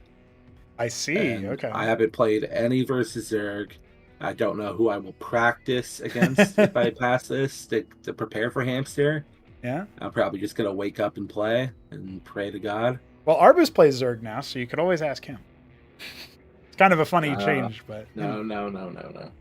nobody plays like Hamster, dude. Nobody plays like Hamster. Well, with that being said, we do have a pretty cool veto here, I would say. One that I would probably argue is pretty favored towards you. As a Terran player, he has selected Spinal Tap as the fourth map. So if the series does go beyond a 3-0, we could be seeing that, which I think if you roll anything other than Terran, the matchup favors you on that map. And if you roll Terran, I mean, there's still talk of whether or not HitEmUp is the best Terran that we have, despite the fact that Ayud is rolling Terran. And I've said he's the best Terran because he's the best one selecting Terran in the lobby. But you could still show him up on that as well. And I mean, if it's a mirror, it just comes down to skill. So yeah, I'm saying that you based on this veto, I'm sure there's some element of like comfort in the maps, even if it doesn't necessarily fill you with confidence per se. Tell me about how you feel about the veto overall with the maps that are going to be in play. I think overall it's all right, but I think like a common misconception is that Spinal Tap is bad for Terran. I really don't think it is. Okay, interesting. I think it honestly favors them in most scenarios. Almost every attack path is like once you pass the middle, it's all chokes. It's all small chokes. AoE damage is king. I can't run like multiple units in to like do anything. So I think it's actually a Terran favored map to be fair. Okay, interesting. That's coming off of the heels of people also saying kind of similar things about Check Stealer. Basically, I think Terrans adapting to rampless play was probably perhaps the hardest for them. Is what like that seems to be the argument. Although I would say maybe Zerg would have the hardest time, but Terran does seem to have a bit of a rough time with it. But with Check Stealer, how are you feeling about that map as far as Terran goes? Do you think just like Spinal Tap, it's favored for them if they can get things done, or is it because the flat nature of horizontal spawns does that throw it into the uncertainty? I think it makes them good in like the mid game. I do not think it favors them whatsoever once we get to like the 4-base scenario because there's no real fourth that they can take that's safe. Right, It yeah. spreads them very thin. A little bit more options on a map like Spinal Tap by comparison. Yeah, I guess that's pretty much the same reason why Kickback was so hard in StarCraft 1 from what I've seen from SSL and stuff is that Terrans did really struggle to get a fourth base and they depleted faster. So it was like a gut punch to them if they didn't just end the game early. Interesting stuff. Well, we will be going to Demolune and Near Impact guaranteed for the series. I know you're pretty confident on those maps. And so I guess you would just say at this point it's down to what the matchups give you. You got a lot of PvT practice, identifying that as that matchup that you were feeling like you needed the most work done on. But you also said that you feel favored ZVT and TVT. So overall, you taking this series? We'll see after the first game. Okay, we'll see how you feel after the first game. Any closing thoughts or final words before we bring in your competitor for a short talk too? Nerf the blackjack and remove the Eidolon, please. You got it, sir. It'll be, I'll check PayPal as soon as this is over. All right, my man. I guess I'm going on coffee and sending the 333. Oh my God, what a legend. Well, my man, good luck in your games. I'm looking forward to seeing this performance, and with any luck, we'll still be playing in that epic metal music that you picked for the next hype intro tomorrow. As a reminder to you guys, this is the marathon move, it's this series, tomorrow is the next series, the day after that is the grand final, so it'll be an endurance race for whoever makes it through. Good luck, sir, and we'll be talking to you later. With that, it's probably a good time to bring in Ayud64. Hello, sir, my friend from Venezuela, now living in a different country in South America, of course. We are talking about you versus HitEmUp, and the veto is decided. You'll be starting on Check Stealer, same place you started against Ramen. How are you feeling about the series, the map that's going to be up against you? How are you feeling about going up against HitEmUp? Hey everybody. Well, I actually I don't feel as confident as I would like to, but I believe that even though I feel like I didn't have enough practice to to be facing an opponent like HitEmUp, which is considered the final boss. Yes. I believe that I have prepared some little strategies here and there that just might work against him. So I'm hoping for the best here. All right, so you got a couple of pocket builds that you might be able to take out when it comes to it. Were you predicting the Check Stealer start, or just in general for it to show up in the veto? No, I'm actually quite scared right now because I've never seen HitEmUp choose that map before. So he might have something prepared for me. So yeah, it was. I was quite surprised about his choice, but nevertheless, I'm just gonna give my best. Okay, letting aside the Check Stealer veto or pick for the time being, Demaloon, Near Impact, Spinal Tap, these maps seem like pretty good ones for your playstyle, I would say. You've played all of them on the tournament so far. How are you feeling about those maps in particular, those two spawn maps that will occupy 2nd, 3rd, and 4th if we need it? I decided to choose these kind of maps with two spots, two-player maps, just because there is a build that HitEmUp sometimes he does it with Zerg that it's kind of a rush, and I haven't just figured out the way to stop it. But I might have, the necessary tools to stop it, but I just need that the rush. I need to know the rush is coming. So sometimes, right. and this happened with me when I was practicing against Hamster. In these 4-player maps, they will rush, and since you have to scout 3 other locations, sometimes your Manson won't get in there in time, and the rush will arrive at your base, and you wouldn't expect it, and it's a auto lose right there. So I'm not saying that I'm gonna be able to stop every rush that is coming to me, because that seems to be my weak spot, because I've noticed that most of the games I've lost, it was around some kind of cheesy build and rushes. So I think as long as I can survive the early game, I should be good. All right, yeah, we have seen your formidable macro. We've seen your mechanics come to par, and of course, we have seen you do your drop play as well. A little bit like a spiritual successor to Mystery Meat in that way. You got a better grasp of the fundamental mechanics, and you're able to still play a similar-ish style, at least when it comes to the drops for that harassment, kind of piecing your opponent up. With that said, if we go to 5 games, Decapitation being the decider, HitEmUp letting the randomizer select that one, perhaps as like a flex or something, but you've removed Rage Slave, you removed Genesis Y. It comes down to a Decapitation situation where that is a 4-spawn map. In that kind of case, I mean, it's hard to say because it could be so different from now, depending on how long the rest of the series goes, but are you kind of like looking at that map like, I hope I close it before, or are you feeling somewhat confident about your play on that map? Tell me about Decap. I hope I close the series before that happens. I think the only really important game I've had in the past in that particular map was against Neblime, and I didn't do so great. So I believe that, if HitEmUp was paying attention, he could potentially use some of the Blime's hit and run strategies. Yes. And he could, take advantage of that, and maybe that will just don't go the way I want. Got it. So we're talking about right now, right here. We're getting ready to get suited up on the release patch and rock right in to Check Stealer. You said that if you can survive the early game, you should be good, generally speaking, when it comes to the maps, but you're not really sure if Check Stealer is going to be it. If you can take the 2 spawns, you take the series. So do you have any closing thoughts, final words, predictions for this set? Anything you want to say before we get rolling? I'm going to go ahead, and say this. If I'm pretty sure that HitEmUp will, if he rolls Zerg, the first game he will do this rush I'm talking about. I'm 100% sure that build is coming. Okay. So yeah. Interesting. Some predictions for the play of his opponent. Plenty of practice against him before, but now you got to put that practice into purpose. And the lobby is up. So, sir, with that being said, we are ready to go, and it is time for your series. Good luck, have fun, and we'll be seeing you afterwards, if you're willing, for that post-game interview. And yeah, thanks for hanging out, dude. Just feel free to stream your POV over in one of those channels in case we might need it.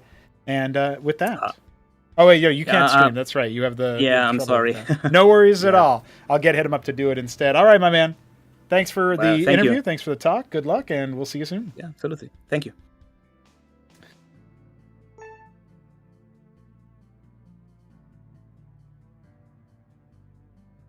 Hello, HitEmUp.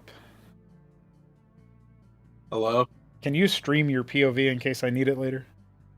Please, God, no. Thanks. All right. We are now ready to go.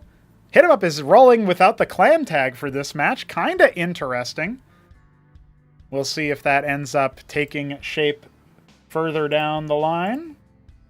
I am very, very excited for this series.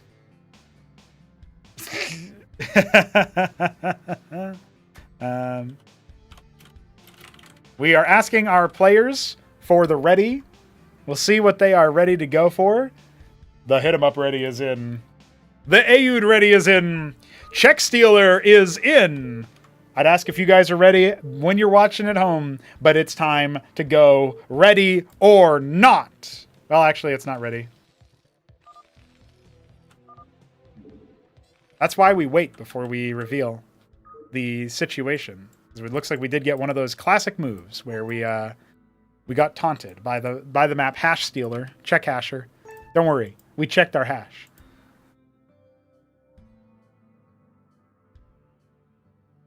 Aoud typing something.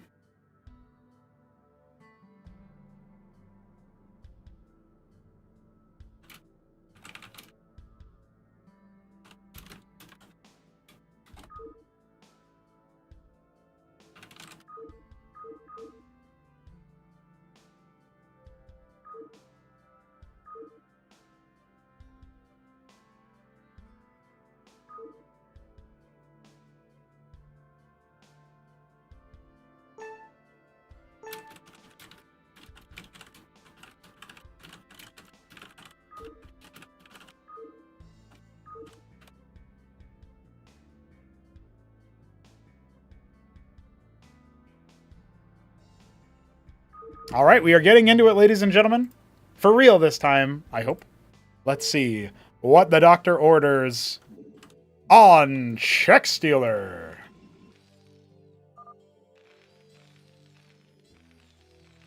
We have Aoud 64, the pumpkin Terran in the bottom left. HitEmUp, the red Protoss in the bottom right. Now I will correct the overlay. El Clasico style, as I have to do for every time we get one of these. Aoud is thinking.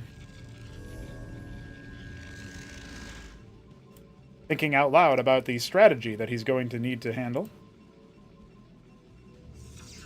As a reminder, the winner of this series will play again tomorrow.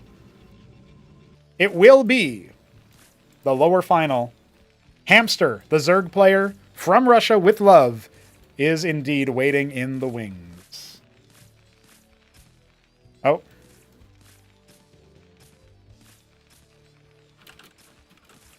Who is that? Is that me? No, that's Aoud. The hell?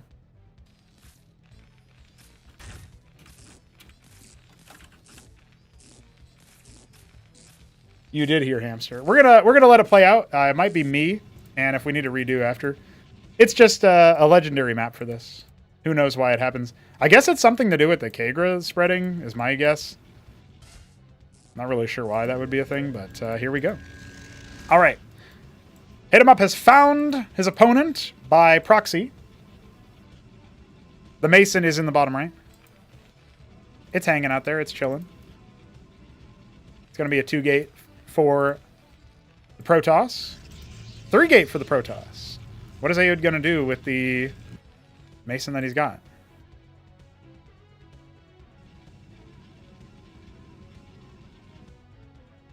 Vulture already on the way. Oh, look at this. We're going to actually see a Hierophant coming out here for Mr. Hit.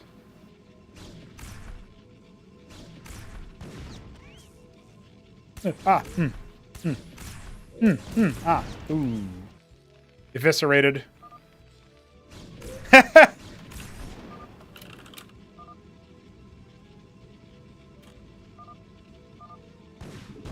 Absolutely annihilated.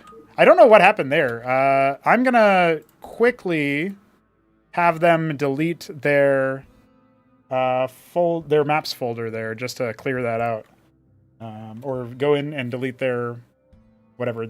Delete the map.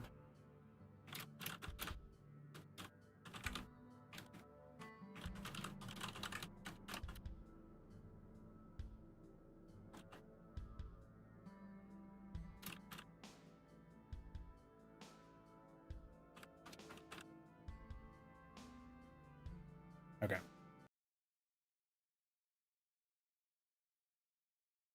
Apologies for the technical troubles. It could have also been me, though I don't really see how, but I could have been pranking them with a version issue. Let's jump in and quickly just rename the map file. That usually helps fix the trouble. The game sometimes has a hard time, and this is like an issue from Brood Wars side, I guess. The game has a hard time like matching your map file to the the actual correct file if the map name is the same. That's what we believe the issue to be. So after a few false starts here, we are going to jump straight into another round of Check Stealer. Let's see where things roll.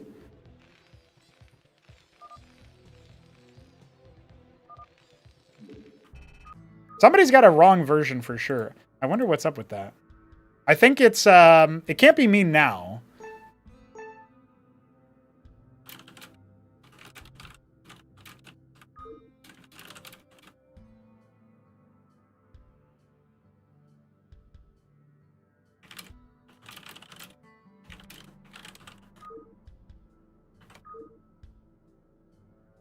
I'm just double checking their versions here.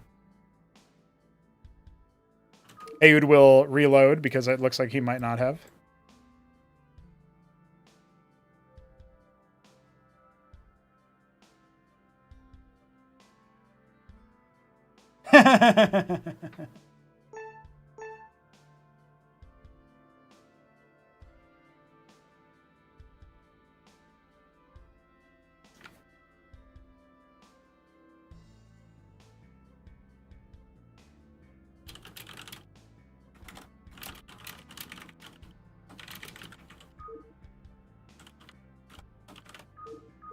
Okay, if it doesn't work again, I'm going to convert the sprites to units instead of what they currently are. And we'll see if that helps us out. But so far, it looks like we are good to go. Let's see if we work it through this time. HitEmUp is the... Oh, is HitEmUp Pumpkin now? I think HitEmUp's the Pumpkin Protoss. Hey! And Aoud64 is the Japanese Violet Terran. Now, instead of the horizontal spawns we got in the first game, it is going to be vertical.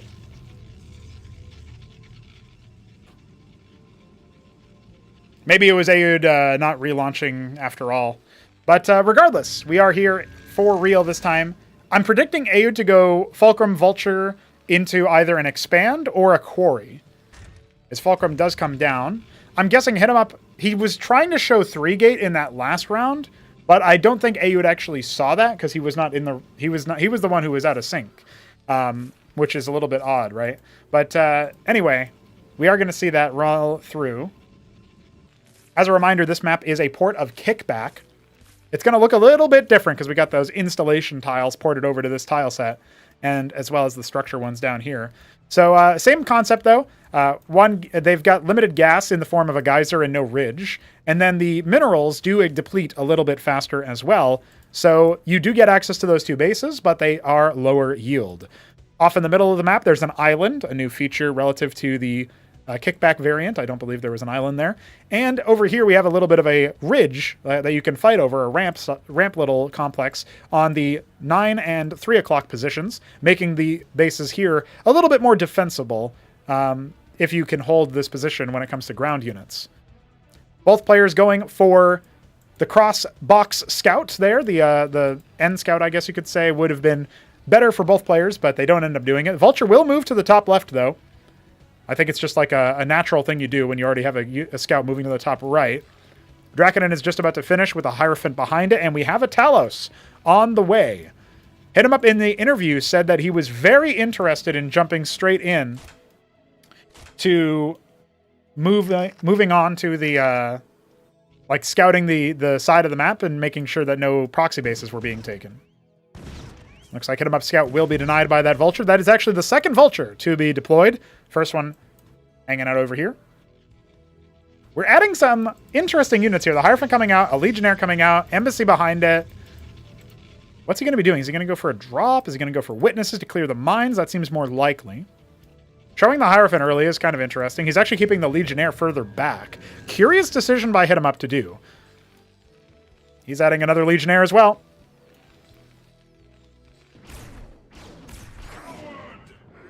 Coward indeed. That Mason died as he lived. I mean, I guess it's kind of brave to fearlessly charge into the enemy base. But if Aoud had turned him back around, it would have been very different. First Blackjack is on the scene. Second one bolting over as another expansion is going to come on the way. And for questions about the series play, in the bottom left above the name of the match, above the players, you'll see it says best of 5. It is indeed that. We will be having a best of 7. But that is not until the grand final. With the witness... No, it's not a witness! It's an envoy! He's doing a Legionnaire drop. You can fit an absurd amount of Legionnaires in an envoy, by the way. Like, absolutely ridiculous. This is a strat nobody has really found. Ah, but look at that. The lobotomy mine might give Aoud a little bit of a plan. My god, dude. It's going to be an 8 Legionnaire drop, I think, based on the timing. Oh, never mind. It's 2 per. Okay. Yeah, that's right. Zealots are the one that are 3 in size, and Legionnaires are 2. I thought for a second they were 1. I was thinking of Sims. So this is going to be a little bit rough for HitEmUp as he loses his Hierophant there. But he is engaging the army, and he knows where it is. He might have also moved out at the perfect time to distract his opponent from seeing the envoy over the mine. And now 5 Legionnaires are about to be out to harass the workers, forcing a pull. They're going to be leaving the area. I don't even know where they're going, actually. I guess they're going to the 9 o'clock position. He's going to scoop them up with the envoy and also scout out the other base. Very, very nice play here from HitEmUp. And now he knows that the army has left the building over here, so he can go ahead and clear the mines. Not really worried too much about it. The envoy almost going down, courtesy of those Blackjacks. It will go ahead and unload, and now those Legionnaires can be part of the fight, which is now moving in the rest of the army. Good forward position here. Aoud going to have to be a little bit crafty with his position. The envoy is leaving. So that, to me, is a bit of a missed opportunity to maybe split pressure here if he wants to try to bust. But he might not even need it as he muscles on through. His Draconin is going down. The envoy might be trying to distract or feint, but Aoud is not biting, and it doesn't matter. The Legionnaire count is too damn high, and HitEmUp has overwhelmed him with a timing attack. There's nothing here for Aoud. He has no units coming. He has no defenses. Look at the Legionnaires. He's got 15 Legionnaires in his base. What can you even do versus that? You can't wall them. They teleport to you. I think Aoud is a little bit shocked, dude. He's like, wait, what? I can repair my battle masons with my Talos. He's in a desperate mode. GG is called. Aoud is out, dude. That is over. Absolute scenes as HitEmUp makes the Legionnaire work in a way that's very clever, very cute. He did say a little bit before that his PVT is a spot that he wanted to work on, right? He's not confident in it per se. Well, he played that one out pretty damn well. We're going to Demoloon for game 2. Let's see what we got. This is Ayud64's map pick. He's got it all to prove up against the Tyrant himself.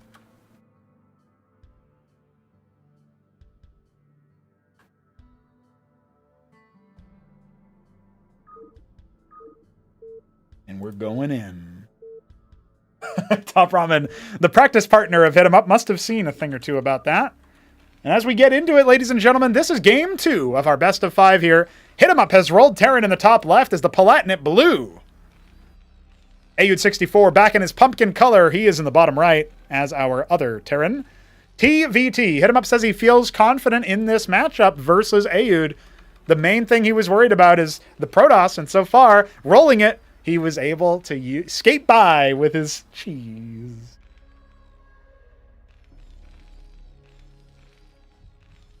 Very interesting stuff. I haven't seen people make that many Legionnaires since I would play meme games and not spend any gas, not mine any Vespene. I'd play it like it was Massacre, but even worse. It was a hardcore Massacre. You get no gas when I play. And I just spam out Legionnaires.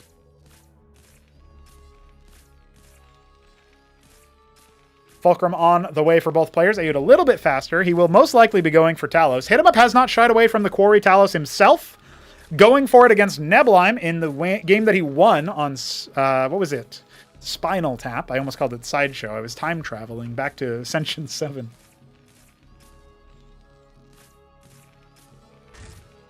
There's the Quarry. Ayud64 going to go ahead and drop it.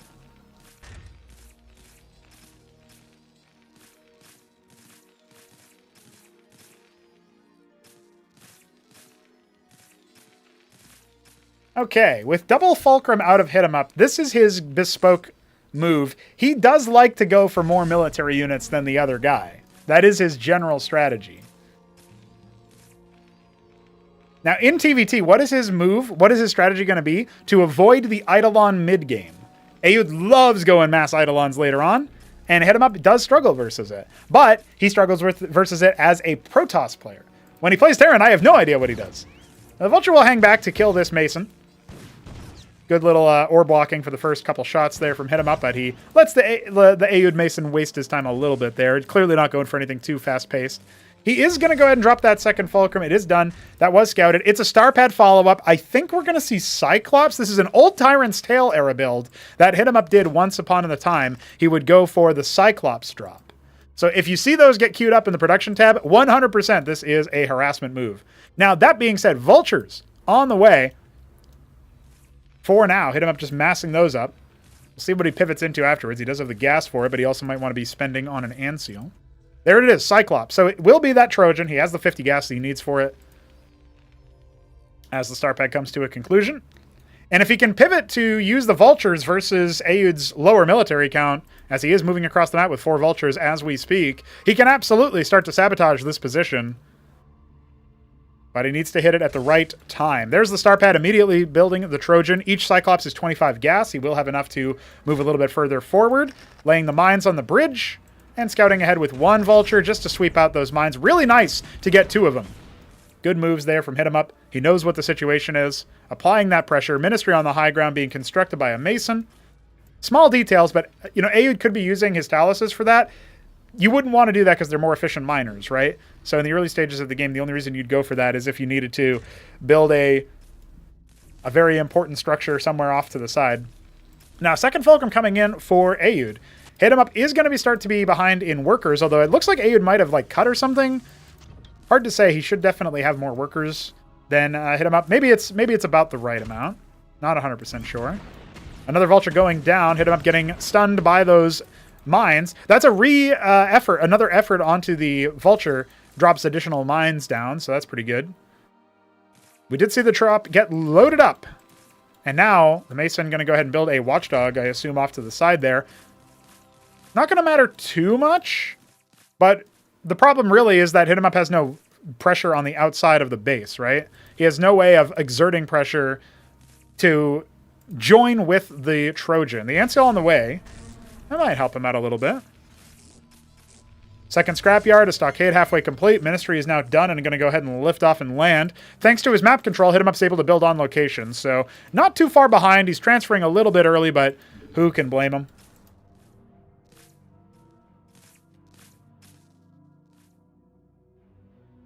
All right. Scouting in with that vulture. Pulling the army away. This is actually perfect timing here, as the Trojan is going to get shot at quite a bit. It will narrowly avoid death and unload the Cyclops. He's going to pull the Taluses away. This is going to cause some trouble. Look at that. That's going to be great saturated damage. The Trojan does escape and die. It escapes via death. And I think a Talus went down. A Mason went down. Not really that much damage to the army. I guess he does end up wounding a few Blackjacks with them. Star pad now complete as well. You can go mass Blackjack if you want in this position, but seeing Cyclops and not knowing what the army comp is versus... Actually, Cyclops are really good versus this. Their range is 6, right? The Blackjack's range is 6, but the splash damage from the Cyclops will really start to add up. This feels to me, especially if Aoud moves out too soon and ends up losing to the lobotomy mines, getting stunned there, I think that at this point we're going to see HitEmUp just take it with an army fight. He's adding another Trojan and a Wraith behind it. A Palladium is online here for HitEmUp, and he will be making a Phalanx. His follow-up to the Cyclops drop looks to be making a tank drop, though he still has plenty of Cyclops he could use elsewhere. For now, it is the Anseal revealing the mines. However, if he moves too far forward, he will end up getting revealed by the Cyclops. No, HitEmUp does not want him to see. He pulls back, denying the opportunity for Aoud to see his army comp. This is really good, because if Aoud sniffs that out, he can start to pivot into an anchor or something else that's going to be a little bit harder for the Cyclops to break through. So I like that move from HitEmUp, being tricky with it. 2 Cyclops going to be the drop for the Trojan, not waiting for the Phalanx, which is now going to move across the map. Another Palladium, 2 more Fulcrums, and the Wraith is out as well for scouting. HitEmUp retaking control of across the choke. Still has plenty of value here. A Shaman has been deployed to patch up those wounded Blackjacks. And we are going to see, for Aoud 64's sake, plenty of additional stockades coming out. So, very different situation here for our Terran players.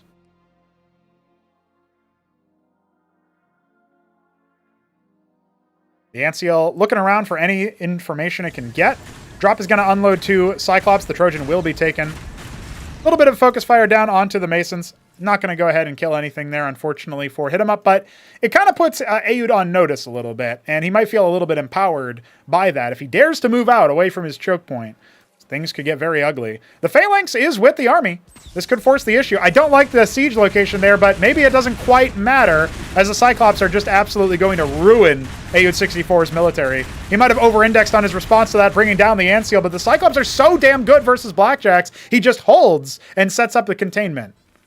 Remember, he has the map control. He has the ability to do whatever it is he wants. There's going to be a Cyclops drop from Aoud 64, but it should be spotted by HitEmUp. Does he see that? He sees the Trojan coming in. What's he going to do in response? He scrambles a couple of his Cyclops. He will most likely have pre-configured his Masons to see what he can do there. That's some good damage already done to that Trojan. Down to about half HP. There go the Masons. Well, he's going to have to watch out, because Aoud is just going to follow him through.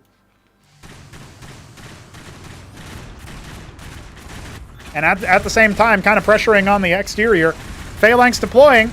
Mineral Line has moved on. HitEmUp still maintains a worker advantage. Look at this, pulling the Taluses, but not using them quite yet. Aoud looks like he's lost his units over in the natural of HitEmUp, and now he's really starting to hemorrhage more of these units as well. The Cyclops have been cleared, though, and good targeting from the Phalanxes to clear the Blackjacks. A little bit of a self-stun there. Unfortunate for the Phalanx. It will fire off a parting gift to clear out the last of the Blackjacks, and now here comes some Vultures. Going to go ahead and start heckling the Hurricanes. They will struggle versus that armor. More units rallying across. Masons have not reestablished at the natural, so we do have 42 of them moving over here. Yeah, it looks like a big chunk just get pulled out. Nice. Okay, saturation there for our Tyrant.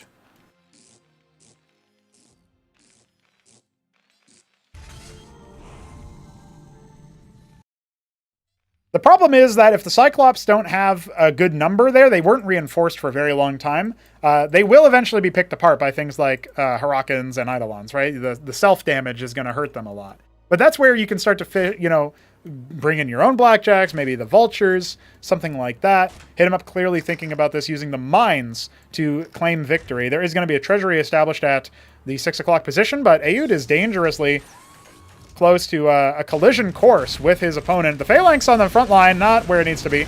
Gonna get shellacked, but so too are some of those Eidolons in the back line. Some mines kind of helping Aoud as much as it's hurting them, but the front line is almost gone, and there is still a Phalanx on the high ground as well as those 6 Cyclops. Very important for HitEmUp to keep this position.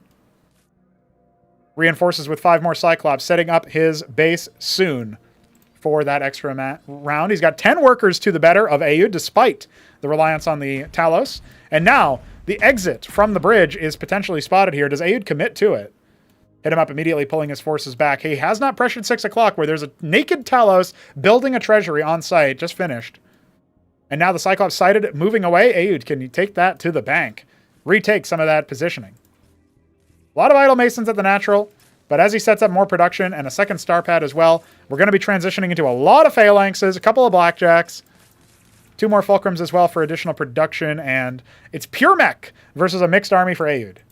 He was thinking about taking that 12 o'clock, but he decides the better of it, knows that his opponent is most likely coming across, and he will use that Mason to scout the army. Now he knows, okay, that's where you are. A preemptive position. He's got nice mine coverage for the bridge. Now he just needs to watch for any flank coming in from the northeast, but Aoud not going to give it to him.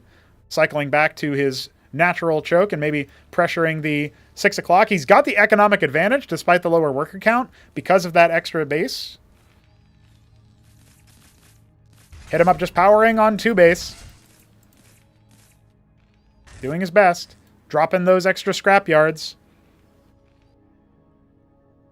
Cycling through towards the 9 o'clock position. Aoud is going to attempt to take power against the bridge. This is going to alert HitEmUp. He needs to pull his forces back immediately. He's not doing it. He's calling the bluff. Maybe he's reading a layer deeper than we're giving him credit for. Doesn't have any defenses over there in the natural.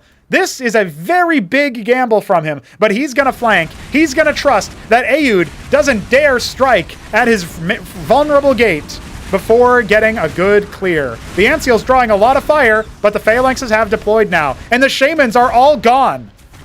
Aoud just lost a lot of the power in his army for sustaining the fight, but he still has a lot of Hurricanes. He cleared a lot of the Cyclops, and of course he did a lot of damage to the Antseals. Posturing some more. Deploying the Phalanxes. HitEmUp has the power to break through his opponent. But we've got flanks, and we've got the flankers getting flanked. The Antseals are down, almost all of them. The Phalanx is cycling back, trying to find some kind of solace and haven behind the Cyclops, but it looks like they are going to get wiped. And HitEmUp's military now down 30 below what Aoud has. That economic advantage really helping him out there. Remember, this is not the matchup that HitEmUp thought he would have trouble in, so getting into a very dangerous spot here as he is going to scramble for a counterattack to see if he can take Aoud's forces and surprise them a little bit. Oh no, the Huracan lives with 1 health. Well, it dies, I guess. Well, HitEmUp's Blackjacks are going to cause some trouble at 6 o'clock, but he needs to be able to hold this position. Does Aoud fall back? Does Aoud kind of choke the lead? That's kind of what HitEmUp has to rely on. He does have Phalanxes coming online on the high ground. The last Huracan is out. No real good front line here for Aoud to breach this position. Blackjacks have shut down the 6 o'clock. Reinforcement's going to clear that up for Aoud. He confirms nothing at 12. Knows he has the advantage, but now the Blackjacks are hunting down the Masons, doing a lot of economic damage. HitEmUp still has that worker advantage, and he might even spot the position in the bottom left, but instead, Aoud will pull away from that position. Goliath doing a lot of work versus these Blackjacks will finally be brought down. And that will be that for that little skirmish. Bottom left never discovered. Economic tempo is massively in favor of Aoud. You can see it reflected in the kinds of things he's making in that production tab. Clerics, Trojans, Eidolons, Mavericks, and 2 ministries at a time. Plenty of Hurricans, a couple of Blackjacks and Taloses as well. Keeping up on the worker production despite being down, and especially after that little raid at 6 o'clock. HitEmUp has a chance, but it's a very slim one. And it seems to be getting thinner and thinner on the ground.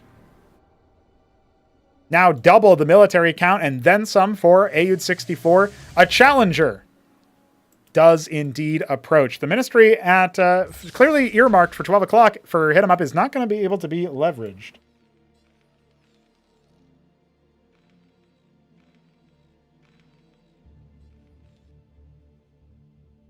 Got a big force himself, but it feels like at this point it's just a matter of time. The Atlas a quarter of the way complete for Aoud. He pulls away, and the drop is going to get spotted, but I don't think HitEmUp's aware of it because the drop hit over here. Here come all the Ant Seals, and now another drop hitting in the main at the same time. He's going to have to contend with that. Getting split up over here. His Ant Seal's just getting shot by the Mavericks. Going to go ahead and deploy the Phalanxes, do his best to clean this position up as well, not to lose too many workers, but Aoud about to take the worker advantage as 12 o'clock does indeed get set up, but some units are going to stream on in there to clean that up as well. HitEmUp's already in shambles a little bit when it comes to the keeping up with Aoud's economy. And this is just going to turn the screws in that regard. The Trojans stay alive. He can absolutely drop again. I was going to say that I think the drops got cleaned up, but the transports are still good. Atlas on the way. No longer on the way. It has arrived. And look at that. Mantles being constructed. Captaincy's at the fourth base. Mantles in the natural. Don't show this to Neblime.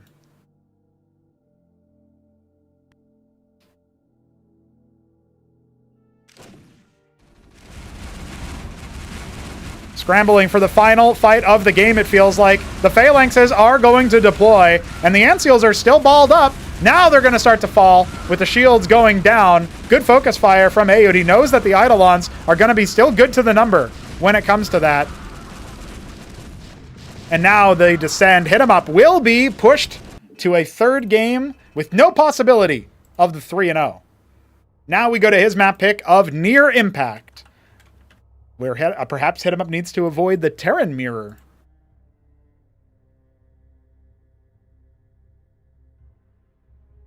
Is that a fucking crow? Ah! Appreciate the follow. You are following Cosmonarchy's growth as a potential alternative. A little sideshow thing here for StarCraft 1. We think it's very involved and interesting. You might think it's epic. Stick around. Game 3 in our best of 5. Tied up. This is what we wanted to see. We wanted to see that competition going.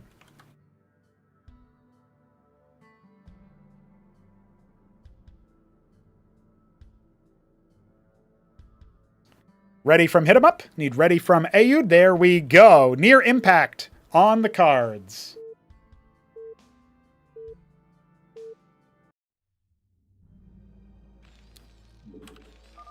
It will be Terran again for HitEmUp. He rolls it as the cyan in the bottom right. Aoud 64 reprising his pumpkin color. Actually going straight forward with 2 Masons. So we're already seeing some shenanigans take shape. While I update the overlay to rectify the fact that it's listing HitEmUp as Protoss from his victory earlier on. Let's see what the game plan is going to be. Now, if these 2 Masons go somewhere deliberate, let's see where they're earmarked for. The natural. I don't know if I like that position for, I guess it's a proxy stockade. No gas being harvested right now. It's going to be 2 proxy stockade. Interesting.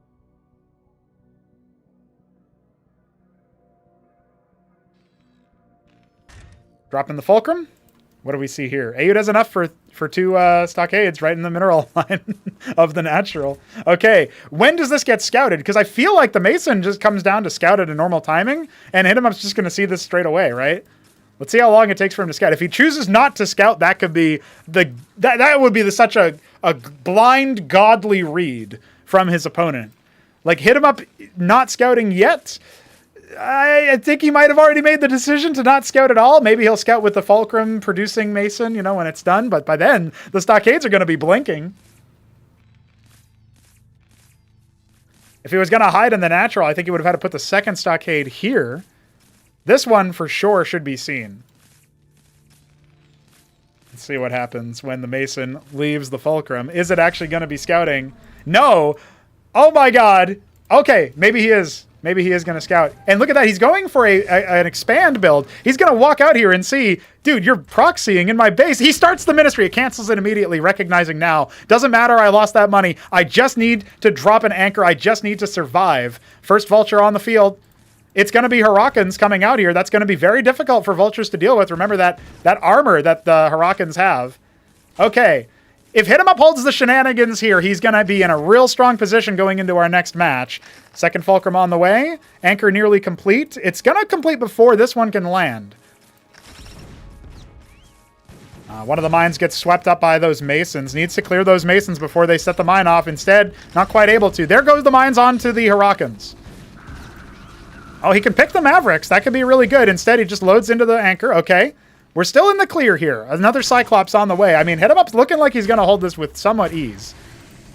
Ah, but the Mason getting attacked on that Fulcrum, that's a little bit of a trouble. He can lift the Vulture. He decides to land it immediately. Going to go ahead and put the Cyclops in for the extra range. Good move. Now it's going to pressure that anchor. Timed life on it. As these Vultures leave the base. Oh, Aoud has not been able to deal with it. The Masons are going to get pulled to deal with this one-stemmed Maverick. He's 3 hits away from death. 1, 2, and 3. That's it. No more economic pressure. That Cyclops is putting a timer onto that anchor, as previously mentioned, and now the Vultures, wounded though they may be, with a little bit of micro, they can do a lot of damage over here. Oh, the delayed explosion of the Cyclops, even claiming a Maverick. Aoud, he's in trouble. Economically speaking, HitEmUp is marginally ahead. He's got a Goliath on the way. This Fulcrum will not go up. No matter what Aoud does, the Fulcrum will not go up. He needs to pull all the boys to clear this out. 4 hits to kill the Masons. He is going to go ahead and drop that. Okay, he's pulled so much. Look at this. Mining with nothing. Little bit of a bank. His Fulcrum is up. What's he going to do with it? Goes straight for a scrapyard add-on. Are you crazy? Bio back on the way. Yeah, look at that. Nice play here. Look, even placing some mines to delay the retreat of those reinforcements. Just wants that economic damage. Look at this. He goes right in. He scouts out what's being made. There's a Talos quarry coming online. Are you absolutely crazy? Even kills a Maverick for good measure. That Vulture's out, but goddamn. Okay. Well, HitEmUp has 9 workers and another ministry on the way, so this is definitely his game.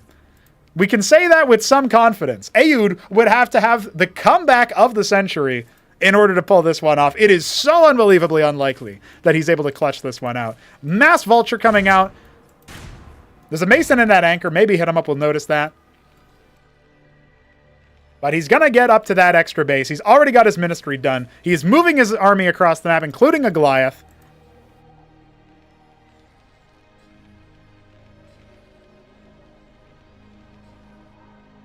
I love the gusto from Aoud to do this. He already knew his opponent was maybe a bit rattled after that previous loss. And here we are. He did his best. But is it enough? No air units to reveal the high ground over here. Did not end up bringing anything to do that with. So he's going to have to face tank with the Goliath, most likely. We do have a couple of blackjacks here.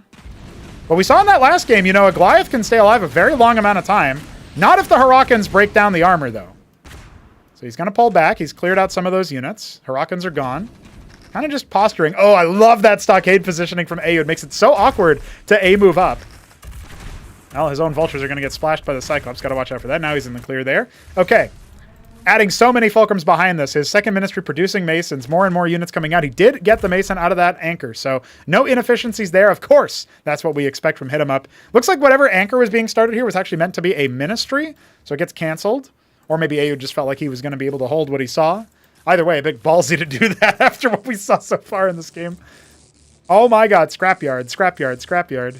A little bit of an unfortunate SimCity, but it really only matters for transferring workers. If there's like a drop at this point in the game, I'd be very surprised. At least if it's coming from Aoud. Palladium on the way as well. He's going to add a Phalanx to this army.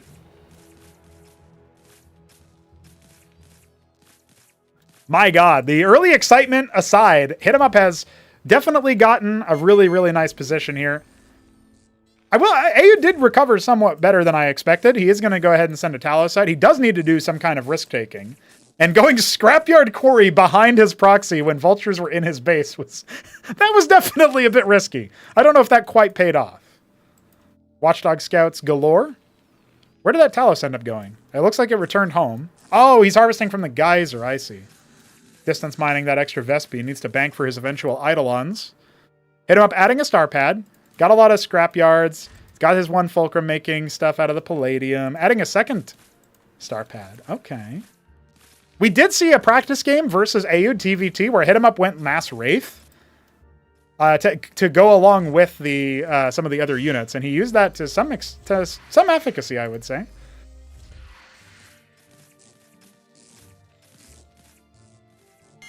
All right, big worker transfer here for Aoud, who's, you know, he doesn't have the greatest of... he definitely does not have the greatest position here when it comes to economics. He's down by more than 10 workers. But maybe that can start to slow down as he uses his quarry and his second worker production queue and down in the natural. Stockade just floating around. Okay. Well, another star pad being added closer to the front line. It's going to be a third star pad. A lot of blackjacks. Phalanx on the way. He's pulled back a little bit further, and he's now going to mass up his military. He's fairly confident at this point with that Watchdog Scout. He did not see a star pad. Or maybe he did, but if he did, it was pretty early on in its lifespan. He can be reasonably confident that he doesn't have to worry about much else. Adding more star pads. So he is 100% going Wraith. You don't make this many star pads to mass produce ant seals. Not on 2 base. Gonna see if he can whittle down this stockade. Get himself a nice position here. The one phalanx. Nice. I really like that it's so far back. This is so hard for Aoud to respond with. And there goes the stockade. Nice little ring established around it. That Shaman is going to go down. Only one Shaman left for healing. Needs to pull back. Doesn't have the support of the phalanx. There we go. Just inching it a little bit closer. He can play it slow. He's definitely got the advantage. Militarily-wise, he is more than double what Aoud has on offer. And his army's strength, I would say, is significantly higher. A lot of those units are all the way back here at home base. He is making some wraiths, of course. There's already a watchdog in the natural. It doesn't look like there's any in the main. So I do think that Aoud will fall prey to the wraiths if they do come into the main base. And at this number, the Eidolons are coming online much too late. So HitEmUp might not have been able to win the game on a counter push, and we are getting into that 10-minute mark where the game starts to enter into that mid-game stage. But I'm liking what I'm seeing, man. I think that right now, yeah, why not add more star pads? Just keep committing to the wraiths. You already got the ground game on lock. As long as the Eidolon count doesn't get out of hand, we're going to be in a good position. I don't know what happened there. I think he might have A-moved his own unit or something. But either way, another Phalanx dropping. The first Eidolon is cracking shots off, but again, it's not that much. The Antseal will continue to help with that. It's going to get brought down. Second Watchdog, or maybe that was airlifted. But look at the Phalanxes. There's 3 of them over here. 2 of them are actually fighting. A third one can definitely pressure. The Wraith's absorbing some of the shots from the Blackjacks. They're going to cycle up into the main base there and draw some of the fire from the Eidolons as well. This is allowing the ball that HitEmUp has to inch forward and break the Shamans. And now, yeah, what can you do as Aoud? He caught up in workers, but HitEmUp doesn't need more workers at this point. In fact, Aoud doesn't have any. He pulls the boys desperately. Not great target fire from HitEmUp, admittedly. He is doing a little bit of splash damage to himself, but now he's a little bit better. He's going to dive forward and see what more he can do. The Wraiths coming in as well. They will help to decloak the Eidolons. He just needs to get him forward. He needs to sick him on the enemy. And that's going to be the Phalanx shots. There we go. Cleaning them up. Only 2 Eidolons left.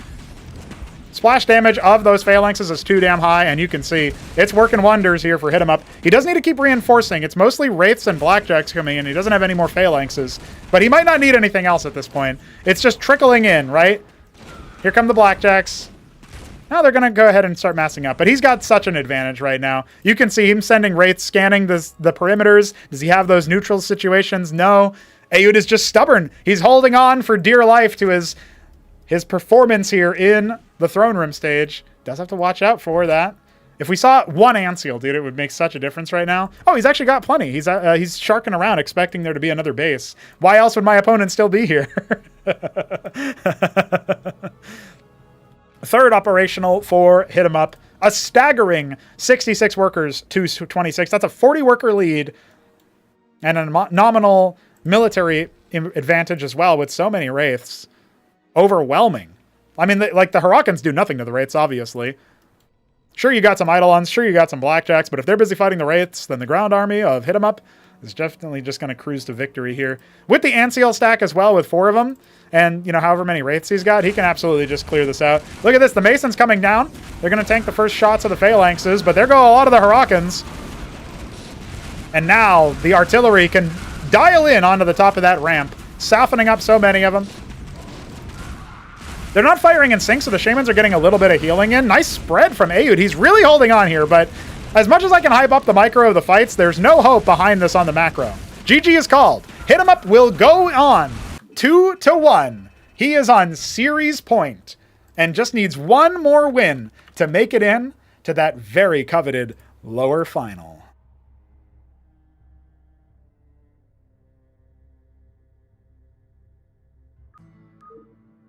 It will be a very important spinal tap for our fourth match. HitEmUp defeated Neblime TVP on this map. Now he needs to do it to Aoud, and he might be on the inverse of that matchup.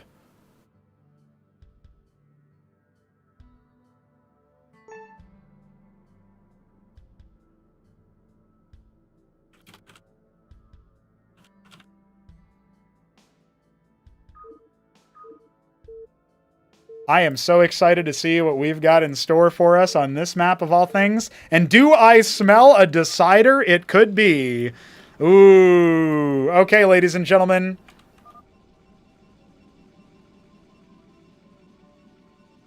HitEmUp is Protoss in the top right. And this looks to me like eggshell blue. Aoud 64, the Pumpkin Terran in the bottom left, has already fallen prey to the Legionnaire push. Is that what we're going to see going forward? I'm sure HitEmUp has some other tricks up his sleeve. He's a crafty one.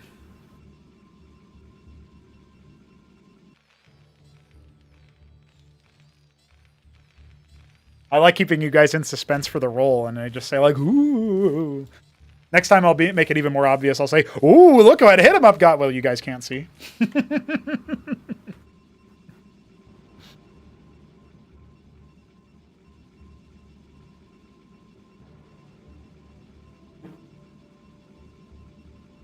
Okay, it's going to be a 2-gate, and it's not in his base. It is a proxy 2-gate. Ladies and gentlemen, this is going to be rough. Oh, but will Aoud spot it? No. Okay, very important there for HitEmUp that he just tickles the worker and then he like leaves. He doesn't want to sell it like it's too obvious, because then Aoud might scout around for proxies, right? Ooh, boy. You proxy me, I proxy you back, but I do it 10 times harder. What a legend, honestly. He's already heckled the workers a little bit. There is going to be another Fulcrum off to the side. We'll see if it's scouted by HitEmUp or not. But we'll also see if it matters. It's Proxy Legionnaire. Oh, boy. What does Aoud think when he comes into the main base and he sees the pylons not even done warping in yet? Oh, my God. First Vulture on the way. Vultures do lose to Legionnaires in, you know, like these early game numbers especially. You have nothing. What do I do about this? Scribe boxing in the Vulture, scouting out where the mines are. Doesn't end up losing any of the mines to the Scribe. Neblime's very, very good at that. First 2 Legionnaires are out. They are going to go ahead and pair off into the main base. HitEmUp's reconsidering his options. Doesn't quite know where that Vulture went. If Aoud just moves across the map right now, this could be very, very scary. Okay, he's got the teleport. Okay, nice little pullback there from Aoud. So far, all of the 3 planted mines are down. There is one more, but it's on this softened up Vulture. Okay, he's pulling back. He's got more Legionnaires coming in. Ward him back at the main base to cover for the Vultures if they get around. If Aoud tries to pull the same move that HitEmUp pulled. Big stun on 3 out of 4 of the active Legionnaires. Remember, 2 more about to pop. So one of the little mechanics in this particular fight, like this is forcing Aoud into a position where he kind of has to make more Vultures, because if he runs out of mines, the Legionnaires are going to overwhelm him, especially since HitEmUp hasn't lost any yet. And oh man, you can see there, like he needed to pull back real fast there. He had to kind of break his own neck. So the mines are gone. Goes after the Blackjack immediately. Even if they're slowed, they can still teleport. Another Blackjack down. Now this is the point where the Vultures can absolutely wreak havoc, but is it going to be enough is the question. We got more Legionnaires coming in. Are they going to be the demise of Aoud 64 again? Behind this, only Dracodon. Only one Dracodon being made. The Legionnaires are evacuating. A little known mechanic is that projectile attacks like those from the Vulture are quite penalized by the Legionnaire teleport. If the teleport hits while the projectile is in mid-flight, the projectile misses. So you actually get a lot of invisible tankiness from the Legionnaire if that kind of thing happens. Now, the first Dracodon is out. Second one is going to complete before the full might of Aoud is brought to bear. And this is a position where, are you going to be in a good enough position? I mean, Aod is adding his quarry still. He's adding another scrapyard. He's only making one unit of, out of his production structures per rotation right now. We're adding a Hierophant, another gate back at home. This Mason has not been evicted yet. Kind of interesting. Anchor on the low ground, covered with so many mines.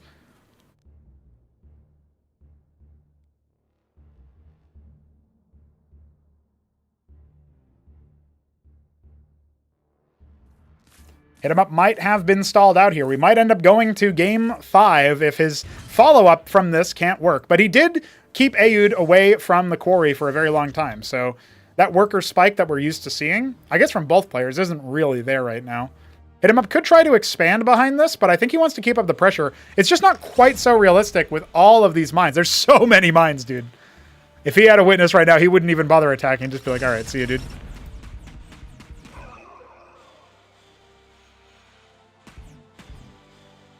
Okay, setting up for a pseudo-contain. I don't mind this. I mean, it's broken by a phalanx, but Aod doesn't make those units. And he still does not, right now, have any ministry or anything like that. He's kept all of his money very, very low. So if there's going to be an expansion behind this, instead it's 3 gate, he's just adding more Legionnaires to the mix. And okay, I wasn't sure if he was building pure Legionnaire out of those gateways or if he had any queued up for, like, Striders or something. He wants to win on one base with 5 gates. That's his current plan. He's even cutting workers to afford it all. It kind of reminds me of the PvP he played against Nebline, where he had less army and his army did get routed. Well, he had less. He had more army and less military or less economy, but his army didn't end up winning the fight, so he had no recourse there. This Mason's still watching for the Nexus. I think as long as that Nexus isn't on the minimap, and the Mason is still alive and all that, like, Aod is kind of sitting pretty here. He's just like, yeah, whatever. I'll just do my thing and stay on one base myself so I don't lose too much. The Masons are going to get pulled back. That's going to help, fully saturate that base. The mines are still here, but does HitEmUp have enough? Oh, big stun on those backline Striders. He's got more Legionnaires flooding in. The Striders are still going to be really, really good here versus things like the Vultures, but as the Blackjacks are reigning supreme here, that is going to have to force him back a little bit. He might try to, come back in as he gets more and more of the Legionnaires out, but that's just going to buy a little bit of time. Now, the Blackjack count has risen enough that it feels like the Striders can't really compete right now. Not in this number. He's got a couple more units. He needs some Zealots so that they have a little bit more staying power, I think. Now he's got the cliff advantage. Maybe we can make something happen. Legionnaires coming out. They're just going to get chewed up very, very fast here. He's got some units coming in from the north as well. Definitely adding some harassment possibilities here. Picks that last Vulture. So it's just a couple of Blackjacks. They are going to get Talos repaired. Not a bad move there. But we're talking about like 10, 11 Blackjacks, and 2 of the gates are about to go down. So that's a little bit heartbreaking here for HitEmUp, because he didn't have the Zealots in play to actually contend with the Blackjacks. And of course, I don't know that Zealots would have made a huge difference anyway. Okay, now he's going to see if he can continue to whittle down the army. This is actually pretty good, because the gateways are still running on. And look at this. This was a mistake from Aod. Most of his army was like off to the side or something. He split his force in 2. Somehow HitEmUp getting a little bit more value, but that first gateway goes down. No more military units coming out of there. Oh, he's having a hard time picking targets. Zealots coming in. He picks off one of the Blackjacks, 2 of the Blackjacks. Still more reinforcements coming in. Remember, your opponent is also making units during this. And the Zealots are not going to stay alive for long enough. So that's going to be a dead gateway. He's going to have to think about what he ends up adding behind this. A rogue gallery. 2 rogue galleries. Is he going Vagrants behind it? I'm not sure. I don't know if that's really good. I guess on this map with the cliff advantage on the middle ridges, you might be able to stop it from being too efficient. Or maybe he's going to go for something else that I'm not immediately seeing.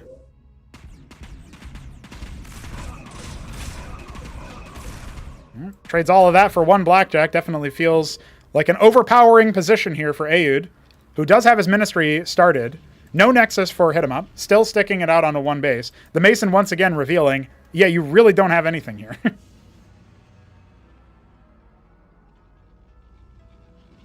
Starpad on the way. Multiple stockades on the way. Yeah, Aod's getting his eco up and running. He does have the worker advantage, of course. Mason does get bopped. Blackjack setting up for the inverse of what we saw earlier with the Striders, where it's going to be a contain in favor of the Terran. How is HitEmUp planning to get past this position? It is going to be Kabbalists. Okay. There is a Shaman, right? It's not deployed. That could be an error for Aod. And there is an ant seal that can be made from the star pad once that's done.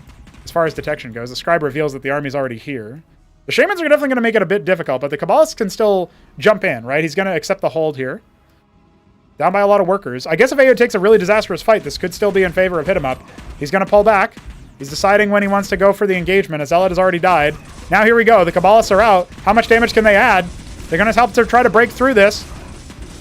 Strider's helping out from the back lines. The Cabalists still at large. Ecclesiasts actually keeping their shields up for a while. But I think that's going to be it. It's a little bit too much DPS out of the Blackjacks. If he had another round of the Cabalists out, that would have been a different story. But listen, you can talk about that all you want. If you had 2 more units at this point than the previous point, it definitely would have been different. But the Blackjack Shaman, at this point, you've got 3 Shamans, and that's going to be a Game 5 in our Elimination 3 set. Ayud staying alive, but only narrowly. So far, everybody who has chosen to play the proxy game has lost. Does somebody dare to do it on Decapitation for our decider? The most exciting alternative, the most exciting situation that we could have when it comes to what the fans want to see. But HitEmUp will be cursing that he didn't close the series there. Legionnaires not serving him well that time around. Ayud, 64, will take us to a Game 5.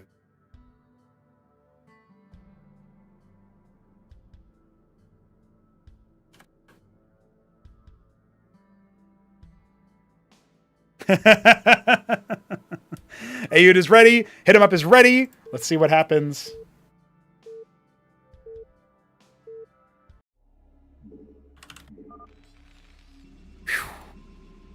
Oh boy. HitEmUp remains Protoss in the bottom right. He is the... I think this is just regular old green. Oh, it was dark green. Ayud 64, the Pumpkin Terran in the top left. Cross spawns on Decapitation for our Game 5.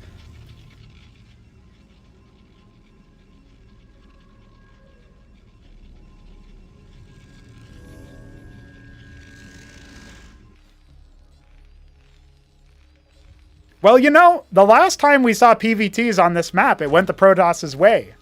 Let's see what HitEmUp wants to do. Gateway on the way for him. Fulcrum and a scout for Ayud. I'm thinking for this matchup, I do think HitEmUp will have a shot.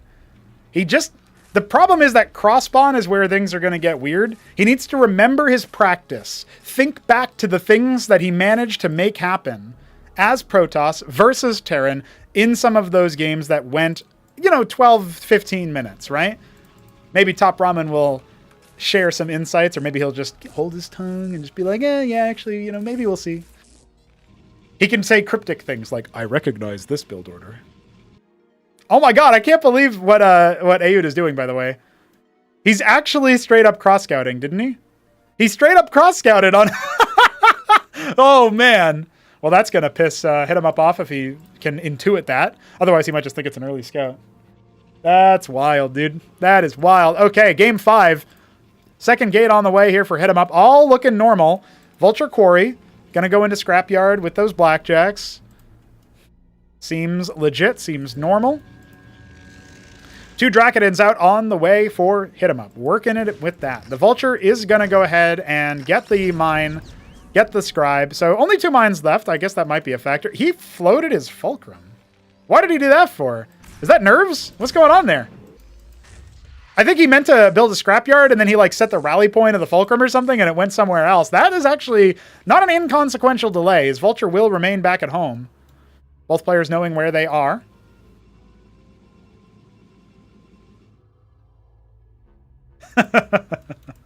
All right, well, the Talos is going to go ahead and fly for some scouting, I'm thinking. Blackjack on the way here. All right, faster Nexus for HitEmUp. He's going to go ahead and try to get out of this series in a macro fashion. Won't be one-basing it. Robin says, yeah, I've seen this one. It's 2 fucking gateways. I wonder where you saw that one before. Shout out to our chat. Classic chatters. Talos going to come in and scout. It will see that the Nexus is here. I don't think that HitEmUp will be able to notice the scout anytime soon. Oh, there you go. It'll reveal itself as the Talus comes in there. Another worker scout for HitEmUp, actually, going to confirm that the natural is being taken. If it is being taken, it's on the high ground there. Stargate comes out. I don't know if the Talus spotted that. I want to say the Talus might not have, actually. But, you know, it's a pretty big radius. I don't know if he clicked on it. He might have just looked at it and thought, it's a gateway.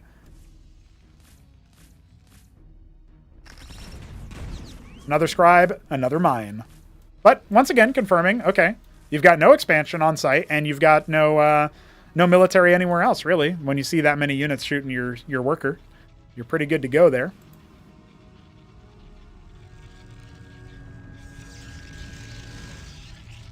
Oh boy.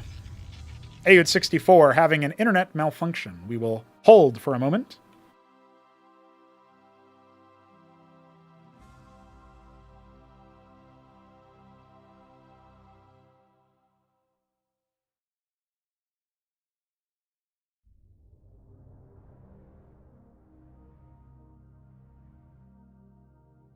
There he is. He's back. All good. See if we need to pause or anything.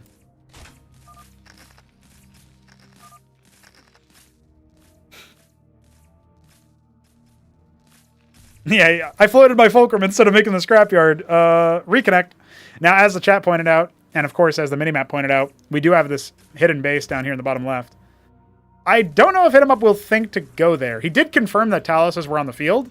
1 engram in his natural and adding Gladius. So I suppose what his plan at this point is to get a critical mass of Gladius before the Terran gets a critical mass of Blackjack Eidolon.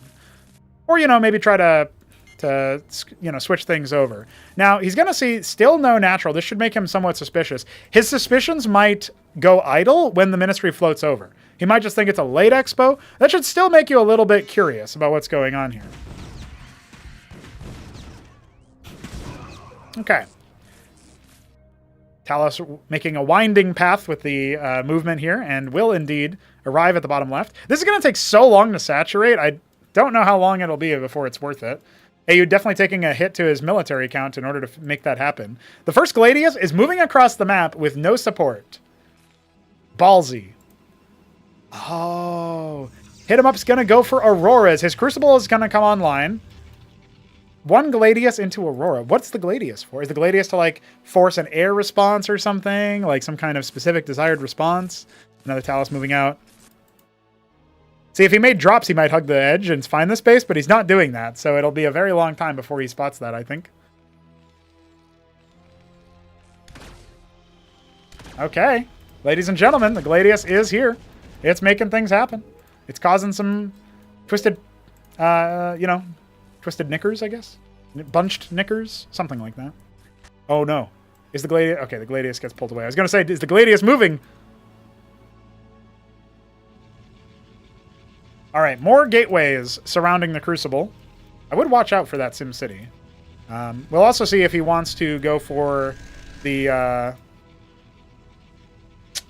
another Stargate at some point to add on to the Aurora spam, or if he's just going to be doing it off of 1 enchanted Stargate. He does bust the Monuments of Sin to open up a new position, so that's kind of interesting. Does he want to break this one and make it a straight line? That's what I want to know. Yeah, 2 more Stargates coming in. It will be Aurora spam. That is what he's going to seek to overwhelm the Blackjacks and everything else. Now, we do see the Madrigal out as a response to the Gladius. This might make HitEmUp's heart sink, because he said that Madrigals do stop the Stargate shenanigans. And if there's a lot of those, and we're going up to 2 as well as a Goliath, he's actually made a Palladium. This is the first time Aud has made a Palladium the whole series. Plenty of Goliath missiles going along. Not going to kill the Gladius, but certainly do damage to it. Zealots fanning out in search for a potential 3rd base.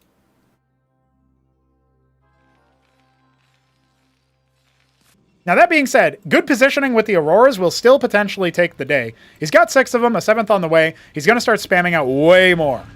I do think the Gladius was just for posturing. Maybe he gets some damage, but for the most part, it's to stop him from, like... maybe put the fear of Gladius spam in him. In which case, maybe he's actually hoping for the Madrigals because it like forces the Terran army to remain blobby and less mobile. Because Aeud's army does need to siege up. Like, it does need to continue to consider this. And it has no way of protecting the space down here, which is starting to pay for itself. I would say long past paid for itself now, but... He's also distance mining based on this position there. Killing his own pylon just to add more space for the gateways. The Crucible powers this. I'm assuming it's more gateways. It's going to be 2 base. The third one is being planned. Many more Auroras. He's got to cut military at some point. Another Stargate. He's going all in on Auroras. If this is to be his final game, he will go out in a blaze of glory with the Aurora, or he will take to that lower final using the Aurora alone. Okay, both players going to take down their monuments, opening up the attack path. The Zealot here is going to see the orange dots moving through. If that one moves up to the third base, it could end up seeing that. We know that's actually Aeud's 4th base. The hidden base, not scouted for. Is it going to be enough to give Aeud the edge? His army's looking pretty deadly and scary. But again, in order to get at its maximum strength, it will need to be taking carefully considered positions. HitEmUp immediately falling back. Going to go ahead and take his mid-ramp. If the ground units go through here, dude, that could be really, really bad for Aeud. Or potentially really bad for HitEmUp, but he's going to flank that position. He's got a lot of Zealots. His Aurora count is 17. He needs to be very watchful for the Madrigals, because they will one-shot all of his Auroras. And that still will do some splash damage, right? But I guess I wouldn't one-shot. I'd have to do the math on that. Is there only 2? Okay, only 2 doesn't... It's not that bad, I guess. I think only it takes a few salvos here. These reinforcements going to get caught. Might force Aeud to pull back with his army. Does reveal that the Eraser Squad is here with the Aurora count. But he's got to watch out for the Madrigals. Where are the Madrigals? They're all the way in the back of the army. They dive forward on top of everything. One of the Madrigals gets sniped. And that's where all of the rest of the Auroras are going to start self-destructing onto that back line of the mech units. Is it going to be enough? It looks like not quite. HitEmUp has kind of used all of the power that he had in that budget. His Gladius goes down. He's going to pull back with the ground units. He's got more Auroras swarming in, and there is no further splash damage versus air. So Aeud might be resting on his laurels, but remember that Crucible enchanted 4 Auroras per hit is going to be very difficult for Aeud to deal with. Trading the Zealots. The Zealots are basically the shield for the damage of the Aurora. Very interesting composition. I haven't seen this in play. I'm very excited to. I'm sure Top Ramen's going to be very familiar with it.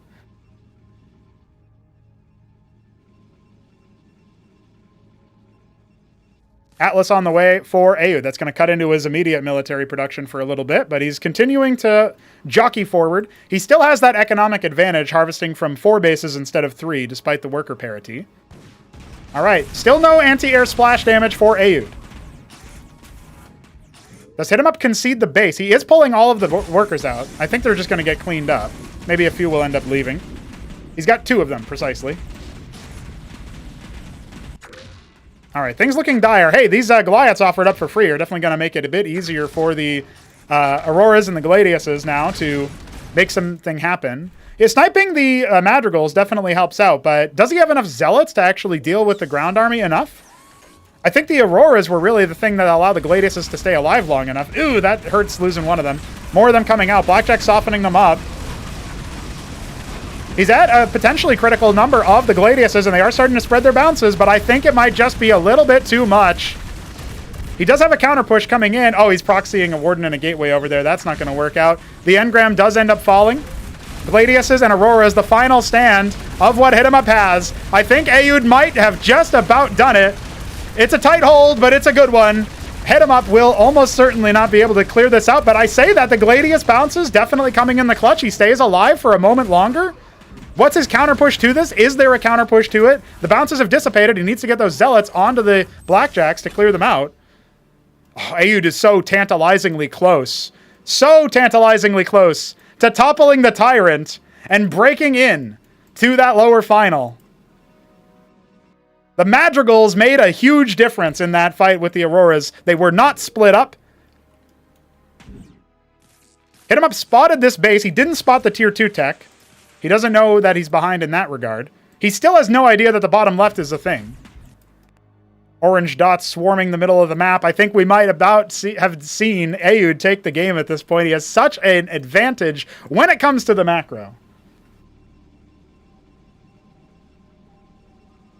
What even is the win condition for HitEmUp now? He has to rely on his opponent making a huge mistake at the precipice of victory. The pressure can get to the best of us. HitEmUp is the best of us, but Aoud64 has somehow stayed cool. He's taking his time. You got all the time in the world, lad. The Daedala coming out. He is not leaving anything to chance. We are going to see a tier 3. Now, I'm not sure that HitEmUp will stay in the game long enough for it to make anything matter. He is retaking his 3 o'clock position, and the Gladius count is continuing to get up to a nice, respectable number. We still have no anti-air splash, by the way. If the Blackjacks somehow get cleared, that could definitely favor HitEmUp. I just don't see how he clears the Blackjacks through all the Shamans, through the Antseals, and of course, with the Phalanx is helping to shellac his Zealots. Not that the Blackjacks need much help in that regard, mind you. Maybe if he keeps trading with the Auroras, he can whittle down this force. It is very blobby. Aoud is using an unfamiliar strategy to him, right? With the Phalanxes. He's not really super familiar with that. HitEmUp sharking forward. This is a committed move from him. 5 of his Auroras are going to dive forward. The Zealots definitely helping out. Here come the 11 Gladiuses spreading their bounces. As soon as the Zealots die and expire, the Gladiuses pull back. That was actually quite good for HitEmUp. There is a single Madrigal. This Gladius is going to get sniped. Kind of keeps the military engaged. And now, with some more Auroras coming, the Goliaths are not going to be able to stand up to this. This will have to be an evacuated base. Is this delaying the inevitable?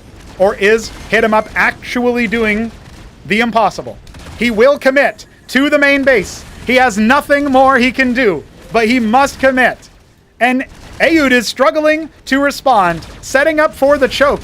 If he comes back in through the northern pass, that will be it. But the Daedala is interrupted, the Atlas revealed, and HitEmUp is backed into the corner, has to surround himself with the Blackjacks and fly on through, losing many a Gladius in the process. But he does clear the northern flank. There are some more units awaiting his move. 5 Gladiuses remaining. They will not escape. This is all of the military that HitEmUp realistically has. Never mind, he does end up managing to make it out. He doesn't even lose more than 1 of the Gladiuses there. His remax is 6 more Gladiuses and plenty of Zealots. Can you feel the adrenaline flowing through HitEmUp's veins? I can sense it all the way from America. Our Canadian random player, the Tyrant. He's keeping himself somehow in this match. Knows he has to trade down the Zealots. Every time he's got Zealots, he's got to use them to trade down the Blackjacks and then pull on back. He hasn't lost a single Gladius in that fight, barring the first one that kind of engaged a little bit out of sync. And now, with the Zealots coming in, another one of the Gladiuses goes long. The Madrigals helping out to splash. This is very, very bad for HitEmUp. 2 more Gladiuses going down. He's down to 8. Making more. Can they arrive in time? He's got nothing on the return. There's 1 or 2 Apostles mixed on in. So far, only serving to reanimate the Blackjacks. He's got no static defense at that third base. We've got Apothecaries coming. Aoud breaking out the tier 3 infantry to try to close this. First Antseal going to go down. But look at the Madrigals. We have 2 of them in this fight. The splash damage is going to be absolutely astronomical. The first of the Madrigals will go down, but the second one is waiting to engage in the force. This is the softened up force of the Gladiuses. HitEmUp has given everything he's got, but that's all he's got. GG! Aoud64 is into the lower final.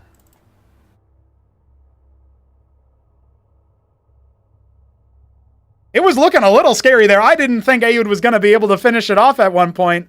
Everything told me he should have. And indeed, he lived up to it.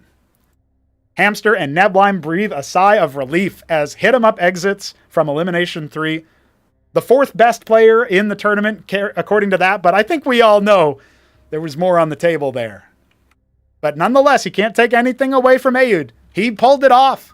Did what many considered to be impossible, just like what Neblime did before him. But this was a different series, a tighter series, an improved mental from HitEmUp, but wasn't able to get it across the line. A genuinely tough matchup, rolling Protoss 3 out of the 5 games. And Terran, the other 2, not able to show his ZVT, not able to show his Zerg dominance there.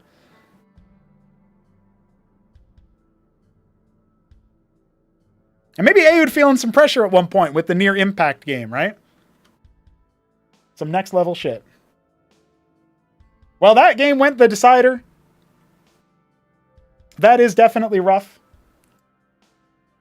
The first game, HitEmUp rolls Protoss on Check Stealer, wins with the Legionnaires. The second game, well, it's a TVT, but Aoud strikes back. After a very smart build from HitEmUp, it has to be said, the Cyclops coming out on Demaloon really did turn the screws on Aoud, but after that bridge hold, everything was his. He was able to get the necessary tempo, switch to Blackjacks, didn't really come in time for HitEmUp. Then we go into game 3. That's near impact. That's the failed proxy double stockade from Aoud.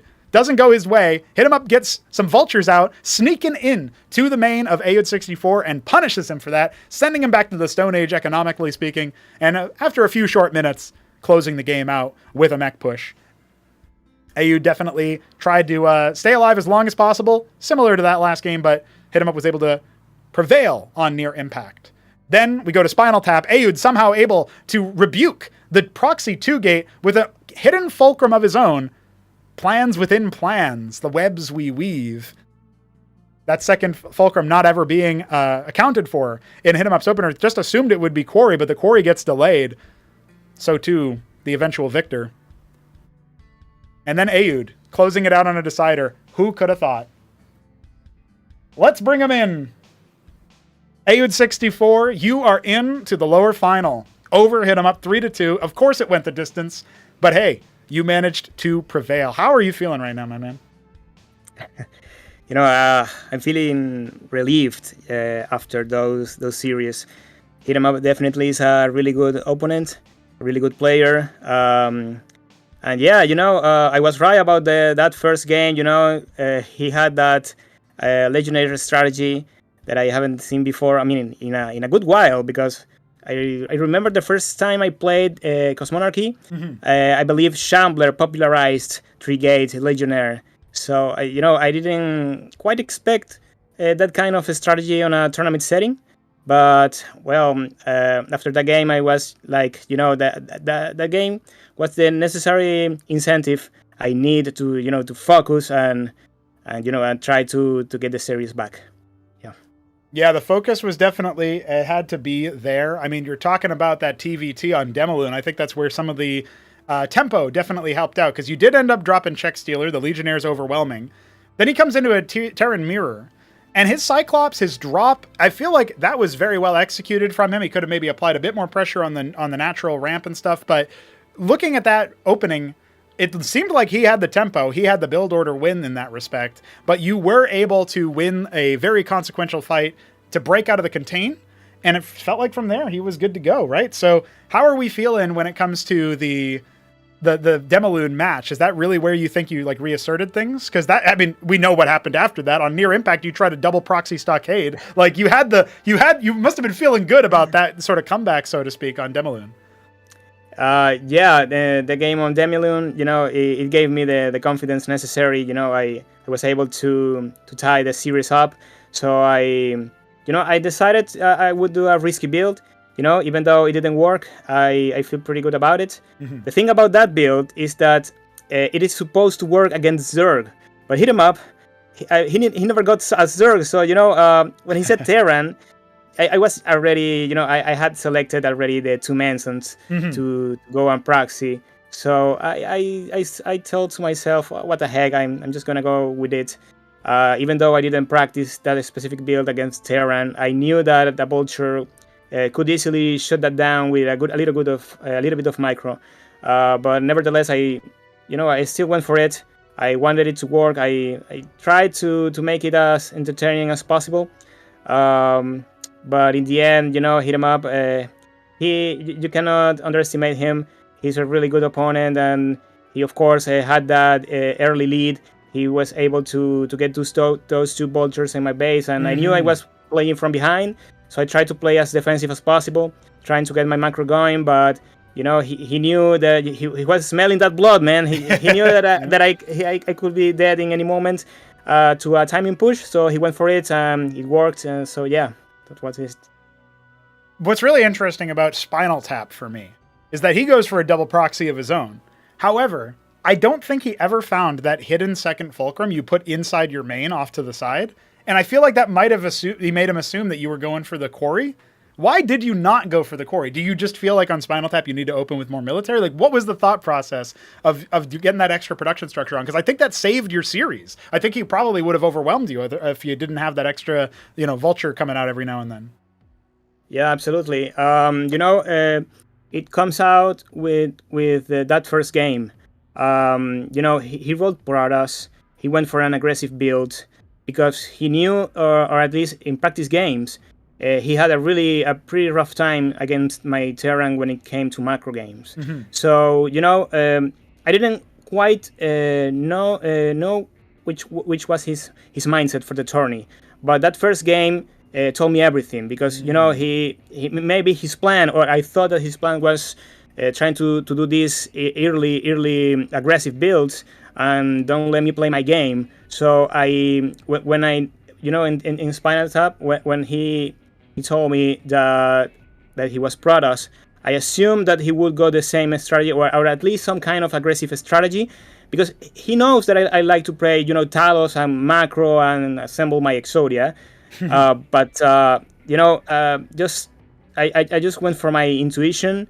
I went for that second fulcrum. I do like to make second fulcrums from now on then, because maybe everybody thinks that I am a macro player now, but if I can mix it up, then it's more difficult for them to get me. So it looks like it worked pretty well. I was lucky enough he went for a proxy, because once I stopped it, I knew that I will be so ahead even with Talos, and then I just tried to press him.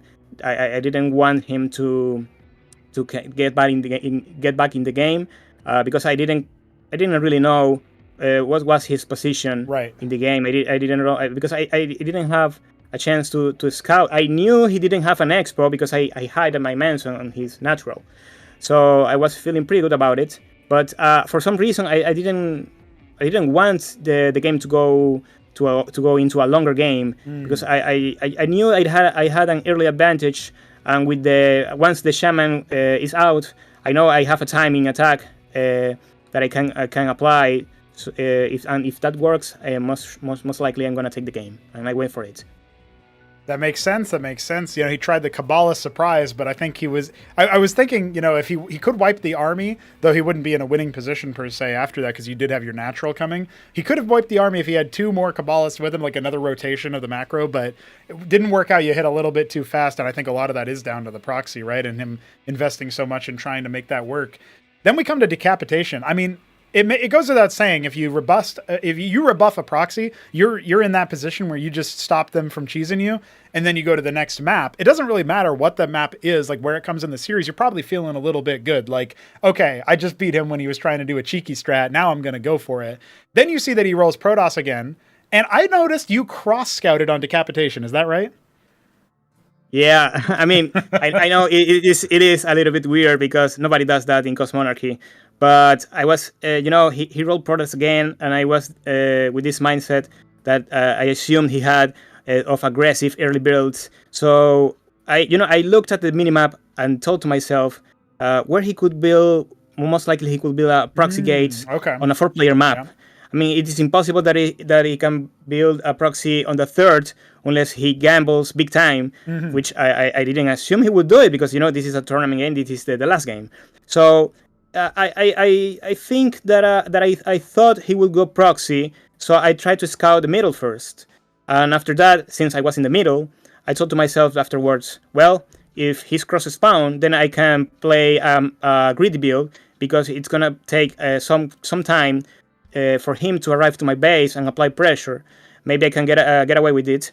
So I did. And just in case, I sent a Talos after my Manson was killed, because I just really wanted that information about the HitEmUp strategies. He tends to go for crazy builds sometimes, and he also said that he had some stuff prepared. So I was really looking into it, and I knew for that game that if I was able to play my macro game, I was gonna be fine. I also tried because of the crossbow. One of the strategies I applied on the previous games, which was the hidden treasury, right? Yes. So that worked pretty well. That allowed me to mass, not to go bio, but to mass a lot of fulcrums. I never tend to go, fulcrums because I believe it's quite slow, and you need to apply. You need a timing attack to apply pressure for the Protoss, so he cannot expand everywhere in the map. Maybe that was the winning factor because he went for that Gladius, I think it's called. Maybe because he knew I was going to go bio. But I was pretty lucky that that I never go mass fulcrums, and I did on that game. So I think that sometimes it's good to mix things up because that makes you unpredictable and thus harder to beat. I think I do wonder how tight this series was. If HitEmUp didn't tell you his race and the games were still the same, I wonder how much that would have changed. Because it sounds like you definitely curtailed a lot of your game plan to based on what race he rolls. Oh, he went Protoss and so far he's tried to really aggro builds. Your game plan might have been completely different when it comes to decapitation if he didn't tell you his race, right? You think so? Yeah, absolutely. I always thought, and I said it at one point, that HitEmUp, he's so good that he handicapped himself, Yep. by telling other people his race. I think he shouldn't have done that because he's playing random. It's already really hard to play 3 races at a high level. Yep. But he's kind enough to give us a chance. So well, yes, a lot of my strategies, worked because I knew his race. So I believe that if he gets enough games, enough practice games, and if he doesn't tell his race, he will definitely beat us all. I'm pretty sure about it because his macro is on another level. I have always said it. Maybe he just need a couple of more games, practice partners, high level practice partners, and he's poised to be the most powerful player in Cosmonarchy. I can agree with that for sure. I will say one of the most consequential fights on decapitation was when he first attacked you, the big army fight in the middle of the map that happened the first time. He had some Gladiuses, but he mostly had Auroras, or maybe he only had the one Gladius at that time. It might have actually been before he switched into Mass Gladius. I don't know if you know this, but there was 15, 18, 20 something Auroras in that stack. And because you made those, contingency madrigals, as I think Arbu's in the chat said, you ended up splashing a lot of them. Now they do still splash you after, so it wiped your whole ground army underneath them, but that could have been a very different fight if those Auroras were split, or if those madrigals didn't get in the fight, or if they got picked apart on the side. What fueled your decision to do that? Was it just I saw you go Goliath as well? Were you just mostly concerned about the Gladiuses? I wasn't planning to do any of it. It came like how would you say it? Maybe some kind of instincts because he revealed one Gladius at one point. So I got really scared because that reminded me of the games against Hopseya at the early days of the Cosmonarchy. Well, he will mass Protoss Air and he will kill me, little by little because he will kite infinitely. Yes. And I even had nightmares with that, man. So okay. I'm not even kidding. Because I saw that first Gladius, then I changed my mind completely. I went for some Goliaths in the mix. I tried to make a couple of madrigals, but not too many because if he just makes some air units, then I have to deal with the ground Protoss forces, which is it's a big deal. Yep. Also.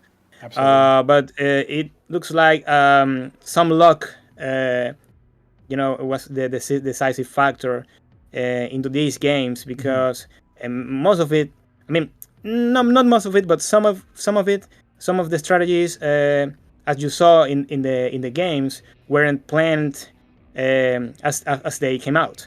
It all came out as a split-second decision of what I was seeing out of HitEmUp. Yeah.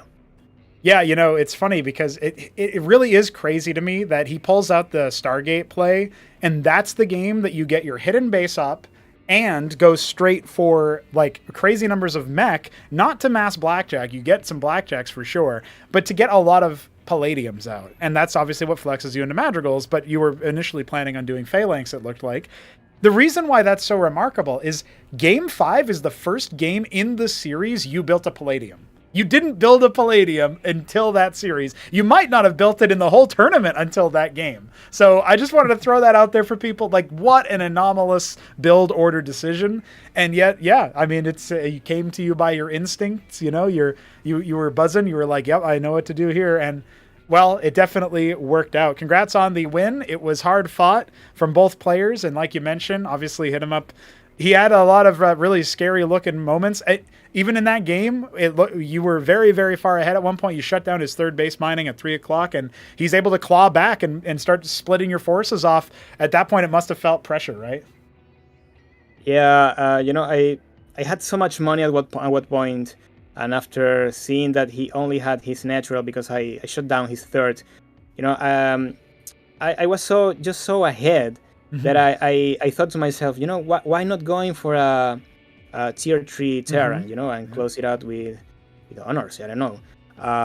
But I don't know, maybe those 1,800 minerals and gas, it's no joke. Yep. And he did that backdoor with a lot of Protoss air. Yep. And that really hit my economy. But even still, I had so much going on. I was on my way to get some tier 2 units and the reclaimers, and once you get out those reclaimers, man, it's really difficult for the Protoss to deal with that. Oh yeah. Trust me, I've seen that. Yeah, I mean, your army, you just don't die. I mean, it's really difficult with the shamans and ancials, and all that metal beef, protecting everything. Yep. I don't know, man. I think the games just went too well for me. Not because of a skill. I mean, a skill had also had something to do, but luck definitely was involved into those games. Well, I eagerly await the rematch whenever that comes for it, and I'm looking forward to seeing you go forward and face off against Hamster. Talk about a rematch. Narrow series where he won 3-2 against you. You'll have the opportunity for payback. Ayud, thank you for joining us. We'll see you tomorrow at some time. Whenever we figure out that schedule, I'll go ahead and add you to the thread, and you can tell us what you think. GG's, my friend. Yeah, absolutely. Thank you, Brunago, and thank you guys for everything. I really enjoyed playing these games, and I hope we can continue making more content and, maybe just make Cosmonarchy great. Hell yeah. Hell yeah. See you soon, man. See you. Time to talk to the man himself. HitEmUp, a gutting, crushing defeat there at the end. Managed to make it 5 games. You almost came back with the Gladius, the air spam. Tell me how you're feeling, my man. I kind of broke some stuff. All right. The tension's running high for sure. Hopefully nothing too expensive. I don't know yet. We'll see. Definitely a difficult and, like I mentioned to Ayud, hard-fought series there. You managed to get through a good number of the games. Like that first game, just tell me how you're feeling. If you can remember, if you can rewind back to Check Stealer. You just rock in with the Legionnaires. Like, you must have prepped that because Top Ramen told me that he's like, I've seen this monstrosity. You feeling pretty good about that first match? I'm not feeling good about like almost any of the matches, to be honest. Even like the proxy hold on Near Impact and stuff, there was still some high tensions there. I guess, to be fair, Near Impact was after Demaloon, right? So, just everything kind of just was completely random. Nothing went as I thought it would. Yeah, that random element. We talked a little bit about this with Ayud. I was mentioning how I think since a lot of his game plan hinged on him knowing what your race was, if you had decided to stop saying your race at that point, I think it would have stood a much stronger chance. At least things would have been scarier, much more up in the air. Did you consider doing that at any point, or did you decide you were just going to keep it going? No, I Like, I'll just preface this by saying that EUD played well, but I knew going into it that anytime I got Protoss, I was most likely going to lose. So I tried to do some all-ins, and none of them worked. And that's how it goes. Some of those do go that way, and it is down to the luck of the draw, so to speak. Came up luckier for him. I will say, looking at that game on Game 5, there was a point where, with that Gladia stack with the Auroras, Aoud was very, very far ahead, but he elected to go. And this, I thought that your prophecy was going to come true for real. He was going for tier 3, and I 100% saw the angle where if you could just stall his army out with the Gladiuses for long enough, the Gladius Zealot Aurora combo, and just hold the Blackjacks at bay, keep fiddling them down, getting that map control at least a little bit back in your favor, reestablishing your third, et cetera, et cetera. It's a lot of things to do, a lot of flowchart stops to make through. But there was a point where you were starting to bring back the tempo, and I think a large portion of that was because he invested so much money straight into his tier 3. When you saw that, did you have any reaction when you saw the Daedala like half complete? I thought he was stunting on me, and it really pissed me off. Also, that game was completely over after he made 2 Madrigals. Right. I mean, I was talking with him about that. That game was the first game he made a Palladium, I think, in this whole tournament, but definitely in this series. So that must have also been one of those things where it's like, this was not in the prep book, like this wasn't what you thought. Yeah, I expected Eidolon. The Eidolons did make a difference on Demaloon. What do you think went wrong in that game? Because I feel like you had a lot of advantage, a lot of tempo with the Cyclops, but most of the chat, and I think myself as well, I guess as Aoud, when I talked with him about it too, was mentioning the fact that the Blackjacks or whatever that he was able to use broke through the contain at the bridge, and his natural really set the tempo for the game and allowed him to come back. But it felt like there was a bit closer for a little bit before the army fights started getting swingy. And you had some ballsy move outs, including one where he pokes your bridge and then you go straight to the top right of the map, even though you're totally open from that point. What was your thought process about that match before it ended? The reality of it was, like, when I saw the army that he was building, like, I just wanted to get out of the game because I don't want to play against Eidolons. I just wanted to push and try and end it. Didn't work. The drops were definitely pretty good. He countered with some of his own later on. And again, we already did talk a little bit about the Check Stealer game, the Near Impact game, the Decapitation game. That only really leaves Spinal Tap. Were you also expecting like the Quarry move and stuff? Is that why you went for the Proxy 2 gate? Or were you also just kind of like, again, I'm expecting him to make Eidolons, I just want to see if I can end it fast? Is that more or less the thought process? The Proxy gate stuff was just like in all his other TVPs, he just goes 1 Fulcrum Quarry. Mm-hmm. And I just wanted to get out of the match as quickly as possible. Fair enough. Well, HitEmUp, this does bring an end to your run. I see that you have changed your username to QuitEmUp instead of WinEmUp, of course, but I hope that for to whatever degree you remain in the community and such, it would be great to keep you around, even if you just end up checking out the progress and seeing when the Eidolons get removed and all that. I do think, though, that there were some really cool games that happened here, even though it's probably hard to see that from your perspective. And I appreciate you taking the time to give us a closing interview, a little bit of closure for your run here. If you have any final words or thoughts or anything you want to share, the floor is yours. I'll just be completely honest. Like, the games that happened today, they weren't my best. EUD played well, but at the same time, I don't feel like any of the people that are ahead in the tournament are better than me at all. So I'm really angry about this.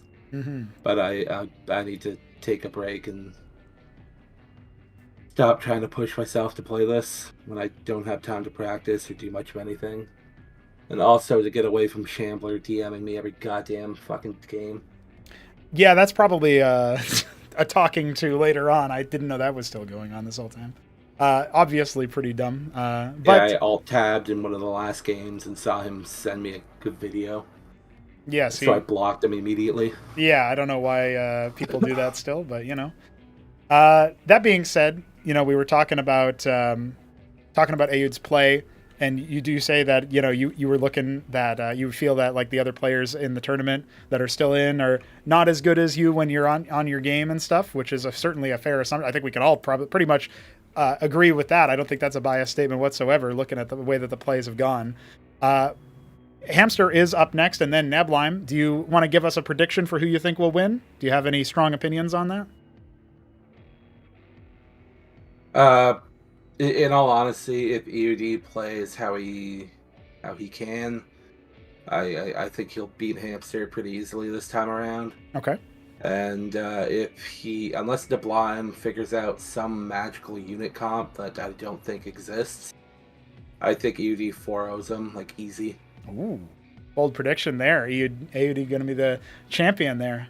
Well, I appreciate your insight and I appreciate your words, and of course your time spent in the game and your interviews and all that.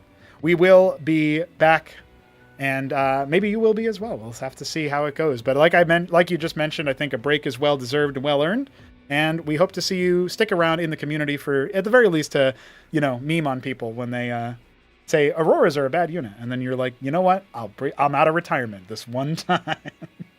Thanks for they're bad now. Fair enough. You're joining in with them.